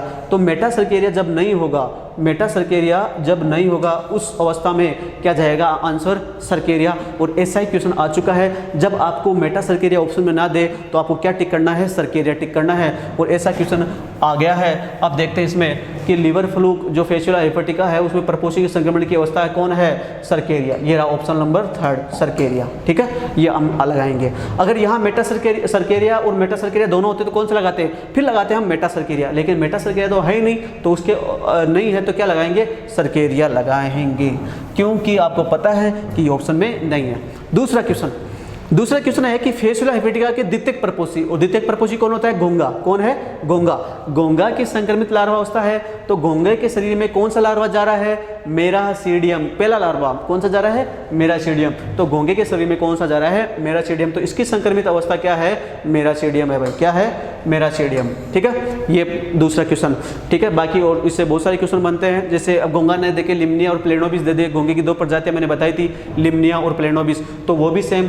तो प्राथमिक परपोषी कौन, भेड़, उसकी संक्रमित लार्वा अवस्था मेटासर्केरिया, क्योंकि ये मेटासर्केरिया भेड़ के अंदर जा रहा है तो वही संक्रमित करेगा। अगर मेटासर्केरिया ऑप्शन में ना आए तो सर्केरिया। ठीक है, पहला क्वेश्चन जो अभी क्वेश्चन मैंने बताया था 2014 का। दूसरा, फेशियल हेपेटिस का द्वितीयक परपोषी कौन, घोंगा, घोंगे की संक्रमित लार्वा अवस्था मेरासीडियम। ठीक है भाई, ये सेकंड हो गया। आगे चलते हैं, क्वेश्चन नंबर 14 को हम देखते हैं। प्रोन में बाह्य तौर पर लिंग की पहचान किस उपांग को देखकर की जाती है। ऐसा कौन सा उपांग है, ऐसा कौन सा उपांग है जिसको हम देखकर लिंग की पहचान कर सकते हैं भाई ये नर है कि ये मादा है। तो ऑप्शन है द्वितीयक चिलेट टांगे, दूसरा ऑप्शन है प्रथम मैक्सिलिपिड, तीसरा ऑप्शन है प्रथम उदरी उपांग और चौथा ऑप्शन है द्वितीयक नॉन चिलेट टांगे। अब बताने को उसको डायरेक्ट आंसर बता सकते हैं लेकिन पता ही नहीं चले कि प्रोनो में होता क्या है ना, प्रोन में कौन सी टांगे होती है पता ही नहीं, पहली बार नाम सुन रहे, चिलेट, नॉन चिलेट, उदरी है ना, ये सारे मैक्सिलिपिड, ये है क्या। तो उसको देखते हैं। तो प्रोन में बाह्य तौर पर कि भाई यहाँ ये प्रोन नर है और मादा है, उसको देख कर हम लगा ले, ज्ञान लगा ले कि हाँ इसमें अच्छा ये चीज़ है तो ये नर है, इसमें ये चीज़ है तो ये मादा है। उसको देखकर हम कैसे ज्ञान लगा सकते हैं, चलो अब देखते हैं इसको। प्रोन की बात करते हैं तो मैंने जस्ट बताया था प्रोन का अन्य नाम है झींगा और इसी को बोलते हैं पेलिमोन, एक ही नाम है सारी, पेलिमोन।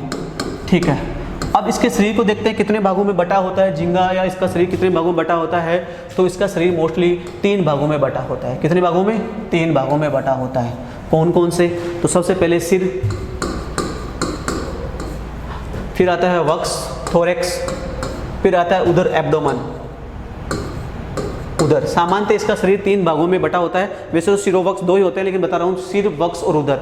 अब इसके शरीर में टोटल कितने खंड होते हैं, तो झींगे के शरीर में टोटल 19 खंड होते हैं। कितने होते हैं, 19 खंड होते हैं, 19 खंड होते हैं। वेरी वेरी वेरी इंपॉर्टेंट, ये भी पूछना चाहिए कि झींगे के शरीर में टोटल कितने खंड होते हैं, 19। अब बात करते हैं इसके शरीर में कितने होते हैं, वक्स में कितने होते हैं और उदर में कितने खंड होते हैं, उनकी बात करते हैं। तो झींगे का शरीर टोटली कितने खंडों से मिलकर बना होता है, 19 खंडों से मिलकर बना होता है। इसके सिर में कितने होते हैं, वक्स में कितने होते हैं, उदर में कितने होते हैं। अब आपके कॉमन वर्ड है, ज़्यादातर हम जानते होंगे 786, हमने बहुत बार नाम सुना है 786। अगर आज हम 786 ना याद करके क्या करेंगे, 586, 586। ठीक है, चलो देखते हैं। इसके सिर में होते हैं 5, इसके वक्स में होते हैं 8 और इसके उदर में कितने होते हैं, 6। टोटल आप करोगे तो टोटल कितने आएंगे, 19 ही खंड आएंगे। तो सिर में कितने होते हैं 5, वक्स में कितने होते हैं 8 और उदर में कितने होते हैं 6। टोटल इसमें 19 खंड होते हैं, सिर में 5, वक्स में 8, उदर में 6। देखते हैं, ये सारे खंड हो गए। अब देखते हैं कि लिंग की पहचान कैसे करते हैं वो देखते हैं। तो इसके लिए मैं एक डायग्राम बना रहा हूँ। ये खंडों का आपको पता पड़ गया, टोटल 19 खंड होते हैं, सिर में 5, वक्स में 8, उदर में 6। अब इसके वक्स और उदर के डायग्राम बना रहा हूँ मैं, माना एक रफ डायग्राम बना रहा हूँ, होता ऐसा नहीं है, काफ़ी कंट्रोवर्सी होती है इसमें।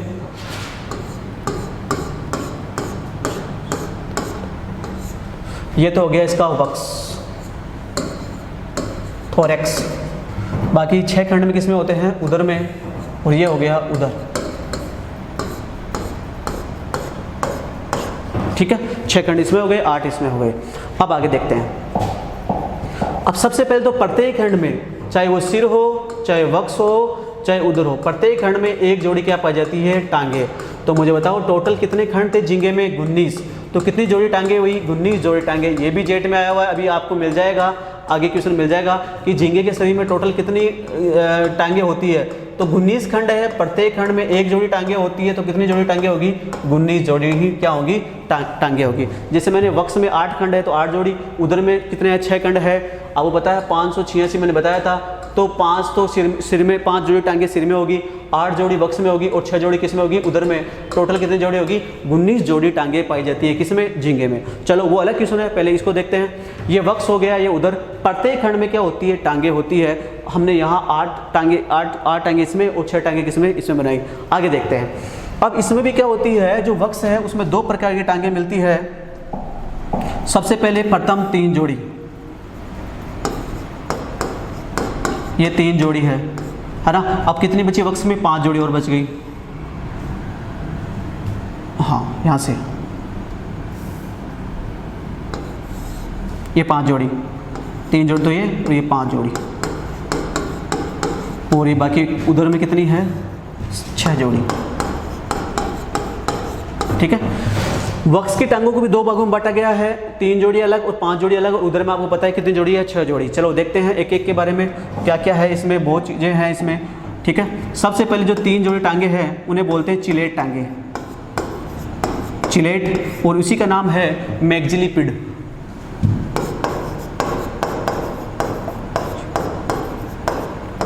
मैग्जिलिपिड। तो उधर वक्स की प्रथम 3 जोड़ी टांगों को क्या बोलते हैं? चिलेट टांगे। आगे चलते हैं। वक्स की 5 जोड़ी टांगों को बोलते हैं नॉन चिलेट टांगे, नॉन चिलेट टांगे।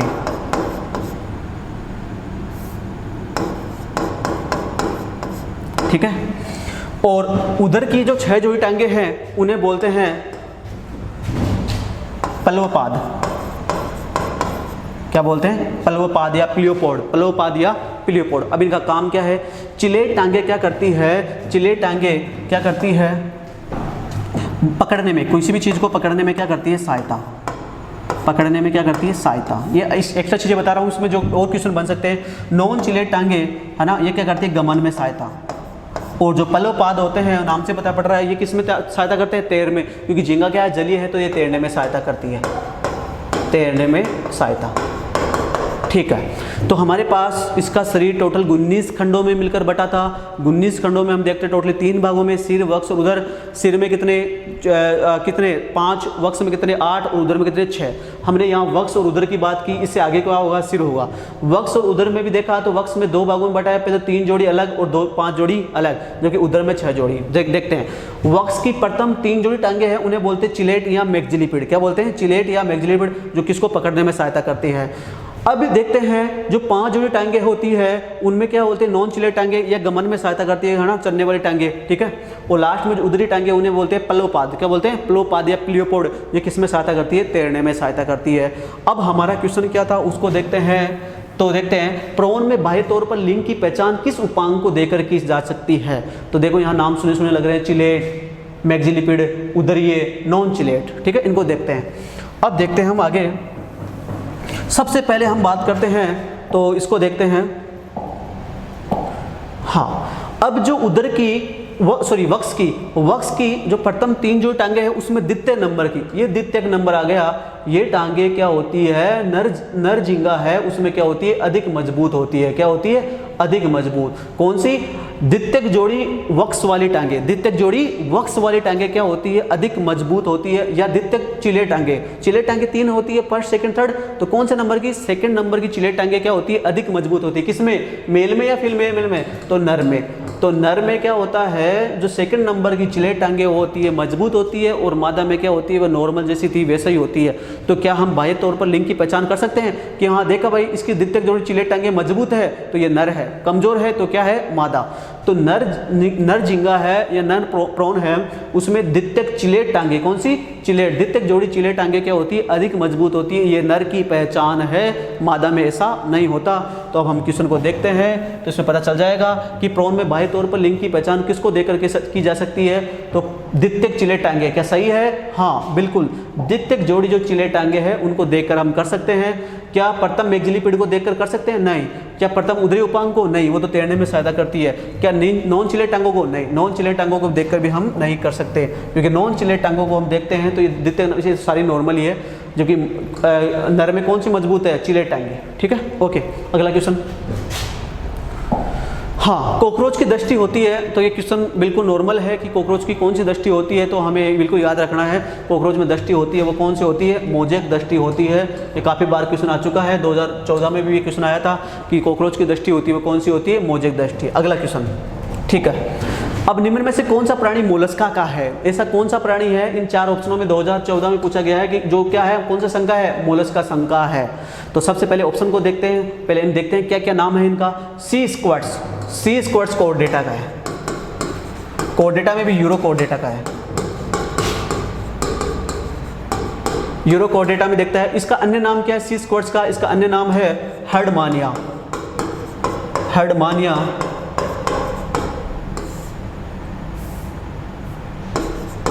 हर्डमानिया, और इसी को बोलते हैं समुद्री आलू, समुद्री आलू, क्योंकि इसकी शेप किसके समान दिखाई देती है? आलू की।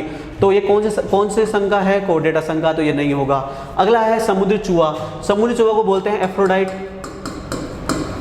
एफ्रोडाइट। और ये कौन से संघ का है? एनेलिडा का। ये भी नहीं है भाई, क्योंकि ये एनेलिडा का है। अगला चलते हैं समुद्री घोड़ा। ये नाम तो सुना ही होगा। समुद्री घोड़ा है मछलियों में फिशीज क्लास का है। कौन से संघ का है? तो कोर्डेटा का है, तो ये भी नहीं होगा। समुद्री घोड़ा को बोलते हैं हिप्पोकैम्पस, हिप्पोकैम्पस। तो ये भी नहीं है, क्योंकि ये कौन से कोर्डेटा में जो फिशीज है उनका एग्जाम्पल है। और लास्ट में आता है समुद्री खरगोश, इसको बोलते हैं एप्लेसिया। और ये किसका है? समुद्री खरगोश किसका है? एप्लेसिया किसका है? मोलस्का का। तो कौन सा ऑप्शन जाएगा? ऑप्शन नंबर 4 समुद्री खरगोश। समुद्री खरगोश कौन से का है? मोलस्का संघ का प्राणी है। एनसीईआरटी में दे रखा है इसके बारे में, एप्लेसिया समुद्री खरगोश।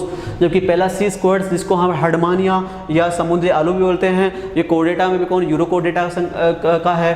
फिर समुद्री चूहा एफ्रोडाइट, ठीक है, एनेलिडा का है। समुद्री घोड़ा ये किसका है? फिशीज है ना, ओस्ट्रक्टिज मछलियाँ होती है। 2 प्रकार की मछलियाँ होती है, तो कॉन्ड्रक्टिज और एक ओस्ट्रक्टिज। ओस्ट्रक्टिज मछलियों का एग्जाम्पल है हिप्पोकैम्पस या समुद्री घोड़ा। और चौथा है समुद्री खरगोश, जिसको हम एप्लेसिया बोलते हैं, किसका है? मोलस्का का। तो कौन सा? Option number 4। अगला क्वेश्चन नंबर 17 को देखते हैं। अमीबा में गति होती है, तो अभी मैंने पहला क्वेश्चन बताया था, अमीबा में गति किसके द्वारा होती है? कुटपादों की सहायता से। बार बार बता रहा हूँ, जो कुटपाद है अमीबा के, ये अमीबा कुटपाद ही किसमें सहायता करते हैं? गति या गमन में सहायता करते हैं। तो किसके सहायता से होती है? कुटपादों की सहायता से। ठीक है, अगला क्वेश्चन। हाँ, यकृतकृमि। फिर यकृतकृमि या लीवर फ्लूक या फेचुलाइपिडिया का क्वेश्चन आ गया कि जीवन चक्र में प्राथमिक कोशी है। देखो मैंने बताया था 2 परपोषी होते हैं, प्राथमिक कौन है और द्वितीयक कौन है? तो प्राथमिक कौन है? भेड़ है। और द्वितीयक कौन है? घोंगा है। अगर घोंगा ना दे के इसकी प्रजातियां दे दे तो 2 प्रजातियां लिमनिया और प्लेनोबिस, 2 प्रजातियां हो गई। ठीक है, एक तो लिमनिया और एक कौन सी है? प्लेनोबिस। 2 प्रजातियां हो गई, एक तो लिमनिया और एक कौन सी प्रजातियां? एक प्लेनोबिस। तो इसमें पूछा यकृतकृमि या फेचुलाइपिडिया लीवर फ्लूक, ठीक है, कि जो प्राथमिक परपोषी प्राइमरी होस्ट कौन है? तो प्राइमरी होस्ट कौन है? तो कौन है भाई? भेड़ है। तो ऑप्शन नंबर 2 भेड़। ठीक है, द्वितीय परपोषी पूछता तो कौन? स्वजलीय घोंगा। जो ऐसा क्वेश्चन पहला ही है, वहाँ द्वितीय परपोषी पूछा था, सेम वही ऑप्शन है। ठीक है, तो 2015 में आ गया है। अगला क्वेश्चन, चलो, केंचुओं में गमन किसके द्वारा होता है? देखो अभी तक हमने पढ़ा अमीबा में गमन किसकी सहायता से होता है? तो कुटपाद, स्यूडोपोडिया या लोबोपोडिया, ये गमन अंग है किसका? केंचुए का। अब पूछ रहा है, सॉरी अमीबा का था वो, अब पूछ रहा है केंचुआ। तो केंचुआ गमन अंग किसका? केंचुए में गमन किसके सहायता से होता है? केंचुआ किसके सहायता से गमन करता है? तो वो देखते हैं। पहला ऑप्शन है सुक, दूसरा है पार्श्वपाद, फिर है चूसक, फिर है चलन टांगे। चलन टांगे अभी झींगा में देखा था हमने। देखते हैं केंचुए में गमन किसके सहायता से होता है? तो केंचुए में गमन होता है सुक की सहायता से। किसका? सुक। सुक को क्या बोलते हैं? सीटी। क्या बोलते हैं? सीटी। होती कहाँ है ये सीटी? कैसी दिखाई देती है? उनके बारे में हम देखते हैं। ठीक है, जैसे केंचुए का डायग्राम बनाता हूं मैं, एक रफ डायग्राम।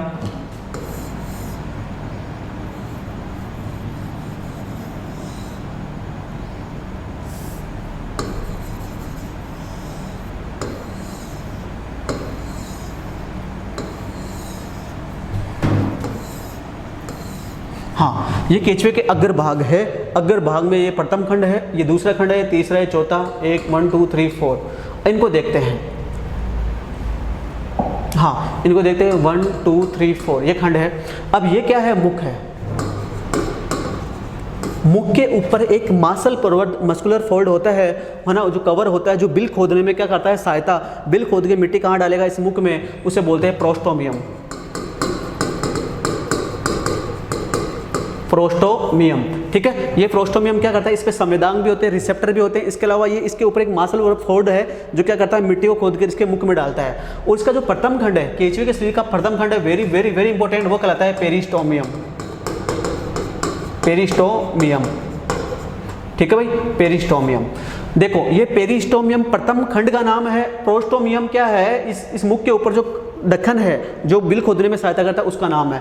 अब आगे चलते हैं। अब हमने पूछा है सुक क्या होता है, तो सुक के बारे में देखते हैं। तो सुक क्या होता है? तो सुक क्या होता है? इसकी देह भित्ति में एस आकार के, कौन से शेप के? एस आकार के जो भी किससे मिलकर बने होते हैं, काइटिन से मिलकर बने होते हैं। किससे? काइटिन से मिलकर बनी संरचना होती है, वो क्या कहलाती है? सुक। सुक एक वलय में उपस्थित होते हैं, ऐसे एक वलय में उपस्थित होते हैं जो क्या करते हैं, केंचुए को गमन में क्या करवाते हैं, सहायता। ये एस शेप के होते हैं, एस आकृति होती है इनकी, ऐसी एस। सुक की कैसी आकृति होती है? एस। इनका भी मध्य जो फुला हुआ भाग होता है उसे बोलते हैं नोडुलस। क्या बोलते हैं? नोडुलस। सारे क्वेश्चन जिसके पास आसपास आ सकते हैं वही बता रहा हूँ, नोडुलस। नोडुलस बोलते हैं सुक को, क्या बोलते हैं? नोडुलस। ठीक है, सुक का मध्य फुला हुआ भाग क्या कहलाता है? नोडुलस। आगे चलते हैं। अब वेरी वेरी वेरी इंपॉर्टेंट, देखो हमने पढ़ा कि सुक एस आकार के होते हैं, ये काइटिन से मिलकर बने होते हैं, ये केंचुए में गमन में क्या करवाते हैं, सहायता। अब देखो मैंने सेकंड खंड में बनाया, फर्स्ट खंड में नहीं बनाया, सुक क्यों? इसका कारण है, देखो वयस्क केंचुए में प्रथम खंड क्लाइटेलम, क्लाइटेलम का मतलब कौन से खंड बताया था मैंने? 14, 15 और 16। ठीक है, इसके अलावा अंतिम खंड, अंतिम खंड एक वयस्क केंचुए के प्रथम खंड में, क्लाइटेलम वाले खंडों में और अंतिम खंडों में सुक क्या होते हैं? एब्सेंट होते हैं, इनमें सुक प्रेजेंट नहीं होते। Very very very important question है। अगर आपने 12th की एग्जाम दी होगी तो 12th में भी ये चीज़ें लिखी हुई थी। केंचुआ जब पढ़ा था कि सुक कौन से खंडों में एब्सेंट होते हैं, तो केंचुए के प्रथम खंड में, क्लाइटेलम 14, 15, 16वें खंड में और अंतिम खंड में क्या होते हैं? सुक एक वयस्क केंचुए में क्या होते हैं? एब्सेंट। शिशु केंचुए में प्रेजेंट जरूर होते हैं, लेकिन वयस्क केंचुए की बात करें तो उनमें क्या होते हैं? एब्सेंट। तो हम देखते हैं क्वेश्चन क्या था। तो केंचुए में गमन किसकी सहायता से होता है? तो सुक की सहायता से। किसकी सहायता से भाई? सुक की सहायता से। ओके, अगला क्वेश्चन 20। अब देखते हैं केंचुए के किस खंड में मादा जनन छिद्र होता है। तो मैंने पहले ही बता दिया था जब मैंने क्लाइटेलम बताया था, क्लाइटेलम 14, 15, 16, ये क्लाइटेलम बताया था। इस क्लाइटेलम 14, 15, 16 खंड थे, ये आपस में मिल रहे थे, मोटी पट्टीनुमा संरचना का निर्माण है ना। माना कि ये 14 था, ये 15 था और ये 16 था। इन जो खंड है इनका जो मध्य भाग था, कौन से खंड में? क्लाइटेलम के प्रथम खंड 14वें खंड में मध्य में एक छिद्र था, उसका नाम था मादा जनन छिद्र। क्या था? मादा जनन छिद्र। तो कौन से खंड में होता है? किस ऑप्शन में है? क्लाइटेलम का प्रथम खंड मतलब 14वां खंड, या डायरेक्ट पूछे तो कौन सा खंड? 14वां खंड में। तो 14वें खंड में क्या होता है? क्या होता है? मादा जनन छिद्र होता है। अब पूछे नर जनन छिद्र कौन से में होता है? तो नर जनन छिद्र बता देता हूँ, 18वें खंड में होता है। कौन से खंड में? 18वें। तो 18वें में नर जनन छिद्र होता है, नर जनन छिद्र। लेकिन ये नर जनन छिद्र एक नहीं होता, जैसे ये एक है, ये क्या होता है? एक जोड़ी। जैसे 18वां खंड आ गया, इसमें एक जोड़ी पार्श्व में होता है, जबकि ये क्या है? मध्य में। ओके, तो केंचुए के किस खंड में मादा जनन छिद्र पाया जाता है भाई? 2015 क्वेश्चन है। तो कौन से खंड में? 14वें खंड में। पूछे नर जनन छिद्र कौन से खंड में? 18वें खंड में। ओके, अभी पूछा है मादा, तो कौन से खंड में? 14वें खंड में। ओके, अगला क्वेश्चन। हाँ, घोंगे में श्वसन वर्णक होता है। घोंगे में श्वसन वर्णक होता है। श्वसन वर्णक क्या होता है? तो लगभग जो ज़्यादातर प्राणी है उसका जो श्वसन वर्णक है, उनके रक्त में कौन मिलता है? हीमोग्लोबिन। और हाँ, जैसे हमारे मनुष्य में जो हमारा श्वसन वर्णक वो है कौन है? हीमोग्लोबिन है।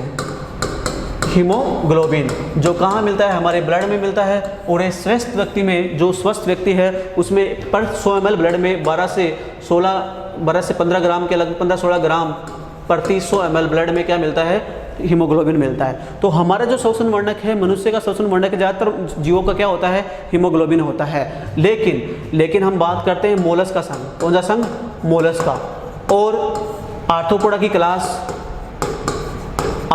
क्लास होती है क्रस्टेशिया। मोलस का हमने पूछा किसका? घोंगे का पूछा है। तो घोंगे कौन से संघ का है? मोलस का संघ का। ठीक है, तो मोलस का संघ, पूरा संघ मोलस का। और इसके अलावा आर्थ्रोपोडा, इसमें एक क्लास अपवाद भी है। देख, मोलस का संघ और मोस्टली कौन? आर्थ्रोपोडा की क्लास कौन सी? क्रस्टेशिया क्लास, है ना। बाकी क्लास में नहीं, इंसेक्टा में नहीं, ओनली क्रस्टेशिया क्लास, है ना।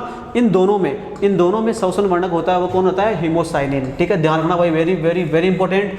संघ मोलस का और आर्थ्रोपोडा की एक क्लास कौन सी? क्रस्टेशिया। इन दोनों का श्वसन अंग क्या होता है? श्वसन वर्णक हीमोसाइनिन होता है। जबकि हमारा कौन सा है? हीमोग्लोबिन। क्या है? हीमोग्लोबिन। तो घोंगा कौन से संघ का है? मोलस का संघ का है। तो पूछ रहा है कि कौन मोलस्का में श्वसन वर्णक क्या होता है? तो मोलस्का मतलब घोंगा में क्या होता है? घोंगे में श्वसन वर्णक क्या होता है? हीमोसाइनिन। तो ऑप्शन नंबर 4। ठीक है, तो दो उदाहरण। ज़्यादातर जीवों का क्या होता है? हीमोग्लोबिन होता है। एक हीमोसाइनिन किसका होता है? मोलस्का। और आर्थ्रोपोडा की क्लास कौन सी? क्रस्टेशिया। इसके अलावा इरिथ्रोक्यूरिन, एक और बता देता हूँ, इरिथ्रोक्यूरिन ये होता है एनेलिडा का। किसका? एनेलिडा का। इसके अलावा कोई भी श्वसन वर्णक नहीं है। ठीक है, तो पूछे कि क्या पूछे कि हीमोसाइनिन किसका है, तो वो मोलस का, और किसका है, क्रस्टेशिया का।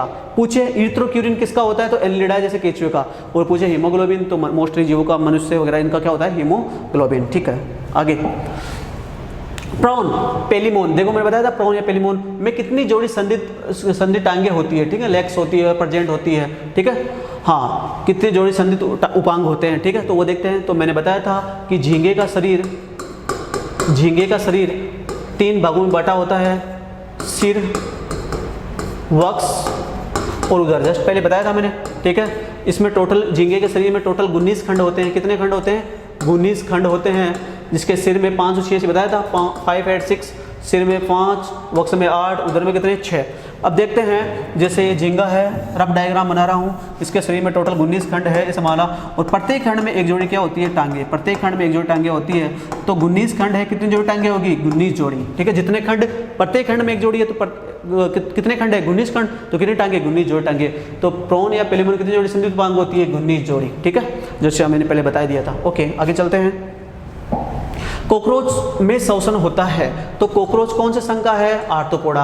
आर्थ्रोपोडा संघ के प्राणियों का श्वसन अंग क्या होता है, अलग अलग। 2015 क्वेश्चन में अलग अलग होता है, अलग अलग जीवों क्या होता है, अलग अलग। इसमें पूछा है किसका, कॉकरोच का। तो कॉकरोच का श्वसन अंग होता है, अंग पूछा है, ठीक है, श्वसन अंग होता है, वो क्या होता है, वो होता है ट्रेकिया। क्या होता है, ट्रेकिया, ठीक है। ट्रेकिया द्वारा क्या करता है, कॉकरोच क्या करता है, श्वसन इंपॉर्टेंट है। इसके अलावा फुफ्फुस को क्या बोलते हैं, लंग्स। हम रेप्टाइल्स, एवीज और मैमल्स।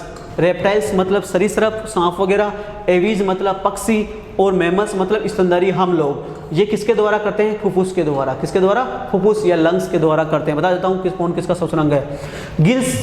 गिल्स के द्वारा कौन करता है, तो जितने भी जलीय जीव है, मोस्टली जलीय जीव, जैसे मछलियाँ किसके द्वारा श्वसन करती है, गिल्स के द्वारा, है ना। उपरोक्त सभी आएगा नहीं, क्योंकि ये रेप्टाइल्स, एवीज, मैमल्स में किसके द्वारा होता है, फुफ्फुस के द्वारा। हमने पूछा है कॉकरोच में किसके द्वारा होता है, ट्रेकिया द्वारा। ओके, अगला क्वेश्चन। केंचुए में टिप्लोसोल निम्न भाग में पाई जाती है। कौन से भाग में टिप्लोसोल होती है, टिप्लोसोल होता क्या है, 2016 में पूछा गया है कि टिप्लोसोल किस में पाई जाती है। चलो देखते हैं टिप्लोसोल के बारे में, टिप्लोसोल होती क्या है और ये किस भाग में पाई जाती है। ये फेरिंग्स में पाई जाती है, स्टोमच में पाई जाती है, गिजार्ड में पाई जाती है, इंटेस्टाइन में पाई जाती है। इनको देखते हैं, ठीक है। ओके, टिप्लोसोल के बारे में बात करते हैं हम। टिप्लोसोल कहाँ होती है, तो देखो केंचुए के शरीर में हम देखते हैं क्या क्या होता है। सबसे पहले इसके जो पाचन तंत्र उसको देखते हैं। मुख होती है, मुख गुहा होता है, घर्षणी होती है, घर्षिका होता है, अमास्य होता है, आत्र होता है। ये सब इसमें गिजाड़ वगैरह ये सारी चीज़ें इसमें प्रेजेंट होती है, ठीक है। वो ऑप्शन में भी दे रखा है। तो हम देखते हैं इसकी, हम ओनली टिप्लोसोल की बात करते हैं। टिप्लोसोल कहाँ होती है, टिप्लोसोल 2019 में भी इससे क्वेश्चन आया था टिप्लोसोल से। टिप्लोसोल जिसको हम हिंदी में टिप्लोसोल है ना, टिप्लोसोल की बात करते हैं। टिप्लोसोल क्या होती है, टिप्लोसोल की बात करते हैं। टिप्लोसोल, ठीक है। अभी टिप्लोसोल कौन से खंड में होती है, पहली बात तो ये, तो टिप्लोसोल लगभग आंत्र में होती है। और कौन से खंड के बाद, 26वें खंड के बाद, 26वें खंड के बाद। और कौन से खंड से, 27वें खंड से प्रारंभ होती है। अगर बाद पूछे तो 26वें खंड बाद। ऐसा जैसे जेड 2019 में ऐसा पूछा जा चुका है कि टिप्लोसोल कौन से खंड के बाद स्टार्ट होती है, तो 26वें। अगर प्रारंभ पूछे कि कौन से खंड से प्रारंभ होती है, तो कौन से खंड से, 27वें खंड से प्रारंभ होती है। अब ये होती कहाँ है, ये गिजार्ड में होती है, ये इंटेस्टाइन में होती है, या स्टोमच में होती है। कहाँ होती है, तो ये होती है इंटेस्टाइन, आंत्र में प्रेजेंट होती है। अभी मैं आगे बताऊंगा इसके बारे में। तो सबसे पहले प्रेजेंट कहाँ होती है, तो कहाँ होती है भाई, इंटेस्टाइन में प्रेजेंट होती है। टिप्लोसोल कौन से भाग में, इंटेस्टाइन में प्रेजेंट होती है, ठीक है। चलो इसको थोड़ा सा डिटेल से हम आगे क्वेश्चन है उसमें देखेंगे। पहले तो हम देखते हैं कहाँ प्रेजेंट होती है टिप्लोसोल। नाम पता होना चाहिए, टिप्लोसोल कहाँ प्रेजेंट होती है, इंटेस्टाइन में प्रेजेंट होती है। कौन से खंड पूछे, तो 27वें खंड से प्रारंभ होती है। कौन से खंड के बाद, तो 26वें खंड के बाद। ये 2019 में पूछा गया है, कौन से खंड के बाद, तो 26वें। कौन से खंड से प्रारंभ होती है, 27वें खंड में। कहाँ होती है, इंटेस्टाइन में। क्या काम करती है वो आगे बताऊंगा मैं, ठीक है। आगे चलते हैं। यदि अमीबा को आंसू जल में रखा जाए तो उसकी संकुचनशील धानिया में क्या कार्य करती है। 2016 का क्वेश्चन है कि यदि अमीबा को आंसू जल में, डिस्टल वाटर में रखते हैं तो इसमें संकुचनशील रिक्तिका, मैंने बताया था संकुचनशील रिक्तिका, वो उसमें उसका कार्य क्या होगा, वो क्या काम करेगी, उसको देखते हैं। तो जब हम अमीबा के डायग्राम की बात करते हैं तो सबसे पहले अमीबा का डायग्राम बनाते हैं। ये अमीबा है, इसमें केवल एक संकुचनशील रिक्तिका पाई जाती है, ओनली एक संकुचनशील रिक्तिका पाई जाती है। और इस संकुचनशील रिक्तिका या कॉन्ट्रैक्टाइल वैक्यूल के चारों तरफ क्या पाए जाते हैं, माइटोकॉन्ड्रिया। क्या पाए जाते हैं भाई, माइटोकॉन्ड्रिया पाए जाते हैं, जिसको जल नियमन या ऊर्जा नियमन के लिए क्या करते हैं, ऊर्जा प्रदान करते हैं। ठीक है, अब देखते हैं कि भाई ये तो हो गया, अब इसको आगे देखते हैं हम कि ये कौन से वाटर में रखने पर क्या होती है, इसके संकुचनशील रिक्तिका में क्या क्या परिवर्तन होता है वो देखते हैं। तो एक लाइन याद रखनी है हमें, बस ओनली एक लाइन, कि जो समुद्री प्रोटोजोआ है, आपको पता है अमीबा कौन सा है, प्रोटोजोआ है, समुद्री प्रोटोजोआ, प्रोटोजोआ और परजीवी प्रोटोजोआ, या बोल सकते हैं समुद्री अमीबा या परजीवी अमीबा, परजीवी प्रोटोजोआ। ठीक है, क्योंकि पता है कि प्रोटोजोआ संघ का ही प्राणी अमीबी। तो दो को ध्यान रखना है कि समुद्री प्रोटोजोआ और परजीवी प्रोटोजोआ में जो कॉन्ट्रैक्टाइल वैक्यूल होती है, सीवी होती है, वो क्या होती है, एब्सेंट होती है। ये लाइन याद रखो बस आप तो, कि समुद्री प्रोटोजोआ और परजीवी प्रोटोजोआ में सीवी क्या होती है, एब्सेंट होती है। चलो आगे देखते हैं अब इसके बारे में। अब क्वेश्चन बोल रहा है कि यदि अमीबा को आसू जल में रखा जाए तो उसकी संकुचनशील धानी में क्या कार्य करेगी, कार्य धीरे करेगी, कार्य तेज करेगी, अप्रभावित रहेगी, समाप्त होगी। कैसे करें सोल्व, तो इनको सोल्व करने का एक तरीका है, बिल्कुल सीधा सा तरीका है, उसके बारे में बता देता हूँ आपको। ठीक है, तो एक लाइन याद रखनी है कि समुद्री प्रोटोजोआ और परजीवी प्रोटोजोआ में संकुचनशील रिक्तिका क्या होती है, एब्सेंट। अब मेरे पास 3 बीकर है,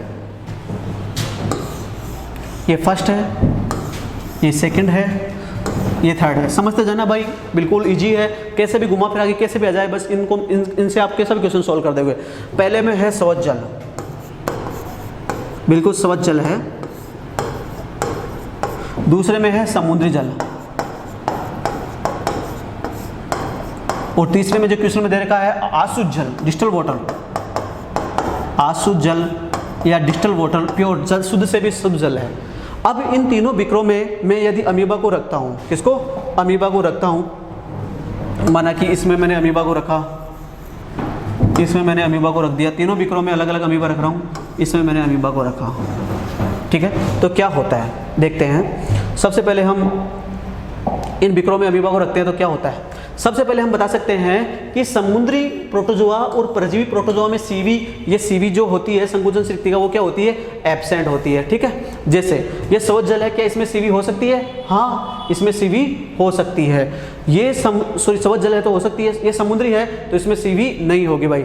और ये आसुत जल है, शुद्ध से भी शुद्ध है, तो इसमें भी सीवी होगी। बिल्कुल सही बात है, क्योंकि हमें पता है कि समुद्री जल प्रोटोजोआ और परजीवी प्रोटोजोआ में सीवी क्या होती है, एब्सेंट, अनुपस्थित होती है भाई। ठीक है, अब चलते हैं। अब पहला क्वेश्चन, 3 क्वेश्चन बनते हैं, जोरदार क्वेश्चन बनते हैं। पहला, यदि स्वच्छ जल वाले अमीबा को समुद्री जल में डाल दिया जाए, यदि स्वच्छ जल वाले अमीबा को समुद्री जल में डाल दिया जाए तो सीवी का निर्माण होगा या विलुप्त होगी। अब देखो यहाँ क्या था, निर्माण था, यहाँ थी, लेकिन जैसे समुद्री जल में डाला तो वो सीवी थी, वो क्या हो जाएगी, विलुप्त। क्यों, क्योंकि समुद्री जल में सीवी क्या होती है, एब्सेंट होती है। पहले ही हमने बता दिया कि समुद्री प्रोटोजोआ जो समुद्री अमीबा है उसमें सीवी नहीं होती है। तो जब भी हम समुद्री जल में डालेंगे तो सीवी का क्या हो जाएगा, विलुप्त हो जाएगी भाई। ठीक है, दूसरा, यदि समुद्री जल वाले अमीबा को स्वच्छ जल में डाल दे, देखो यहाँ समुद्री जल था तो इसमें सीवी नहीं थी, जैसे ही हमने स्वच्छ जल में डाला तो सीवी का क्या होगा, सीवी का क्या होगा, निर्माण होगा भाई। क्या होगा, निर्माण। तो समुद्री जल वाले अमीबा को यदि स्वच्छ जल में डाल दे, स्वच्छ जल में सीवी होती है तो डालते ही क्या हो जाएगा, निर्माण। लेकिन स्वच्छ जल वाले अमीबा को समुद्री जल में डाल दे, समुद्री जल में सीवी होती नहीं है तो सीवी क्या होगी, विलुप्त हो जाएगी भाई। ठीक है, 2 क्वेश्चन, किसको किस में डालते हैं, बस आप ध्यान रखो, समुद्री प्रोटोजोआ और परजीवी प्रोटोजोआ में सीवी क्या होती है, एब्सेंट। अब देखो, यदि समुद्री जल वाले अमीबा को आसुत जल, डिस्टल वाटर में डाल दे, किसमें, डिस्टल वाटर में डाल दे तो सीवी का निर्माण होगा या सीवी क्या होगी, विलुप्त होगी।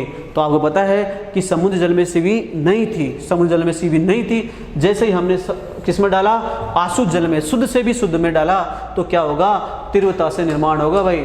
यदि हमने शुद्ध में डाला तो निर्माण होगा, और आसुत जल में डाला तो तीव्रता से निर्माण होगा। समझ में आ गया, एक लाइन ध्यान रखना है, समुद्री जल में सीवी नहीं होती, अगर हम स्वच्छ जल में डाल रहे हैं तो निर्माण होगा, आसुत जल में डाल रहे हैं तो तीव्रता से क्या होगा, निर्माण। क्लियर, ठीक है। अब क्वेश्चन पे आते हैं। क्वेश्चन था, यदि अमीबा को आसुत जल में रखा जाए तो संकुचनशील धानी कार्य करेगी। तो कार्य धीरे करेगी। कहाँ से डाला, यदि अमीबा को आसू जल में, किस में डाला भाई, आसू जल में डाला, तो आसू जल में डाला तो क्या करेगी, तीव्रता से काम करेगी। किससे, तीव्रता से, कार्य तेजी से करेगी। ओके, अगला क्वेश्चन, अमीबा में बीजाणुद्भवन। अब ये बीजाणुद्भवन इसी को बोलते हैं हम स्पोरोलेशन या स्पोरोजेनेसिस बोलते हैं के दौरान होता है। ये क्या है, अमीबा में जनन की अलग अलग विधियां होती है, ठीक है, उनमें एक जनन की विधि है बीजाणुद्भवन, और ये होती है मोस्टली प्रतिकूल परिस्थितियों में। अनुकूल परिस्थितियों, फेवरेबल कंडीशन में नहीं होती, इनफेवरेबल कंडीशन में ना, जो प्रतिकूल परिस्थितियाँ होती है उनमें ये क्या होती है, निर्माण होता है। अमीबा में जनन अलग अलग प्रकार से होता है, बाइनरी फ्यूजन, द्विविभाजन, ठीक है, उसके अलावा रीजनरेशन, पुनरुद्भवन, उसमें से एक और है बीजाणुद्भवन। और ये बीजाणुद्भवन विधि है उसका निर्माण कौन से होता है, प्रतिकूल परिस्थिति, और अधिकांश कौन सी परिस्थिति, अधिकांश जो बाकी जनन की विधि है उनमें किसका होता है, अनुकूल। तो ये पूछ रहा है बीजाणुद्भवन, तो बीजाणुद्भवन याद रखना है कौन सी परिस्थितियों में, प्रतिकूल परिस्थितियों में होता है। आगे क्वेश्चन नंबर 27 को देखते हैं, केंचुओं में कलोरेगोजन कोशिकाएं, केंचुओं में कलोरेगोजन 2017 क्वेश्चन है, कलोरेगोजन कोशिकाएं कशेरुकियों के मतलब हमारे किस अंग के समान होती है, ठीक है। तो कलेरोगोजन कोशिकाएं, इसी का अन्य नाम है पीली कोशिकाएं। कौन सी, पीली कोशिकाएं। यह भी इंपॉर्टेंट क्वेश्चन है। कोशिकाएं, कलेरोगोजन कोशिकाएं किस अंग के समान होती है, तो किस अंग के समान होती है भाई, यकृत के समान होती है। किसके, यकृत। जैसे हमारा यकृत काम करता है वैसे ही केंचुओं में कलेरोगोजन कोशिकाएं काम करती है, मतलब समवर्ती होती है। उत्पत्ति अलग अलग है लेकिन कार्य क्या है, समान। तो इसके किसके समान होती है, कलेरोगोजन कोशिकाएं हमारे किस अंग के समान है, यकृत के। लेकिन क्वेश्चन पूछे कि इस कलेरोगोजन कोशिकाओं का मुख्य काम क्या है, वेरी वेरी इंपॉर्टेंट क्वेश्चन आ चुका है जेट में। इन कलेरोगोजन कोशिका या पीली कोशिकाओं का मुख्य काम क्या है, तो इस कलेरोगोजन कोशिकाओं का मुख्य काम है उत्सर्जन। क्या है, उत्सर्जन में सहायता करना। देखो वहाँ अलग अलग ऑप्शन में आएंगे, उत्सर्जन में सहायता अलग अलग ऑप्शन में आएंगे, जैसे श्वसन, उत्सर्जन, जनन, और है ना, तो कौन सा जाएगा, उत्सर्जन में सहायता करती है। तो केंचुओं में जो कलेरोगोजन कोशिकाएं हैं, है ना, किस अंग के समान है, तो यकृत के। इनका मोस्टली काम क्या है, तो उत्सर्जन में क्या करना, सहायता करना। ओके, 2 क्वेश्चन हो गए। अगला मोलस्का का श्वसन वर्णक है। देखो अभी जस्ट पहले क्वेश्चन किया था, घोंघे का श्वसन वर्णक है। घोंघे कौन से संघ का था, मोलस्का संघ का। तो ठीक है, तो मोलस्का का जो श्वसन अंग है, तो मैंने बताया था संघ मोलस्का और आर्थ्रोपोडा की क्लास कौन सी, क्रस्टेशिया। क्रस्टेशिया, इन दोनों का जो श्वसन अंग होता है वो कौन होता है, हीमोसाइनिन। कौन होता है भाई, हीमोसाइनिन। तो 2 प्राणी कौन कौन से, एक तो संघ है मोलस्का संघ, और एक क्लास है क्रस्टेशिया जो आर्थ्रोपोडा की है। इनका जो श्वसन वर्णक है वो कौन है, हीमोसाइनिन। हमारा जो श्वसन वर्णक है वो कौन है, हीमोग्लोबिन। जबकि इरिथ्रोक्यूरिन मैंने बताया था, इरिथ्रोक्यूरिन किसका है, एनेलिडा का। किसका है, एनेलिडा का। ठीक है भाई, पहले बता चुका हूँ मैं मोलस्का, पहले हमने झींगा की बात की थी, अब मोलस्का की बात करते हैं, सॉरी घोंघे की बात की थी। अमीबा में संकुचनशील रसदानी का कार्य, क्वेश्चन नंबर 29 है, ये पूछा गया है 2018 में।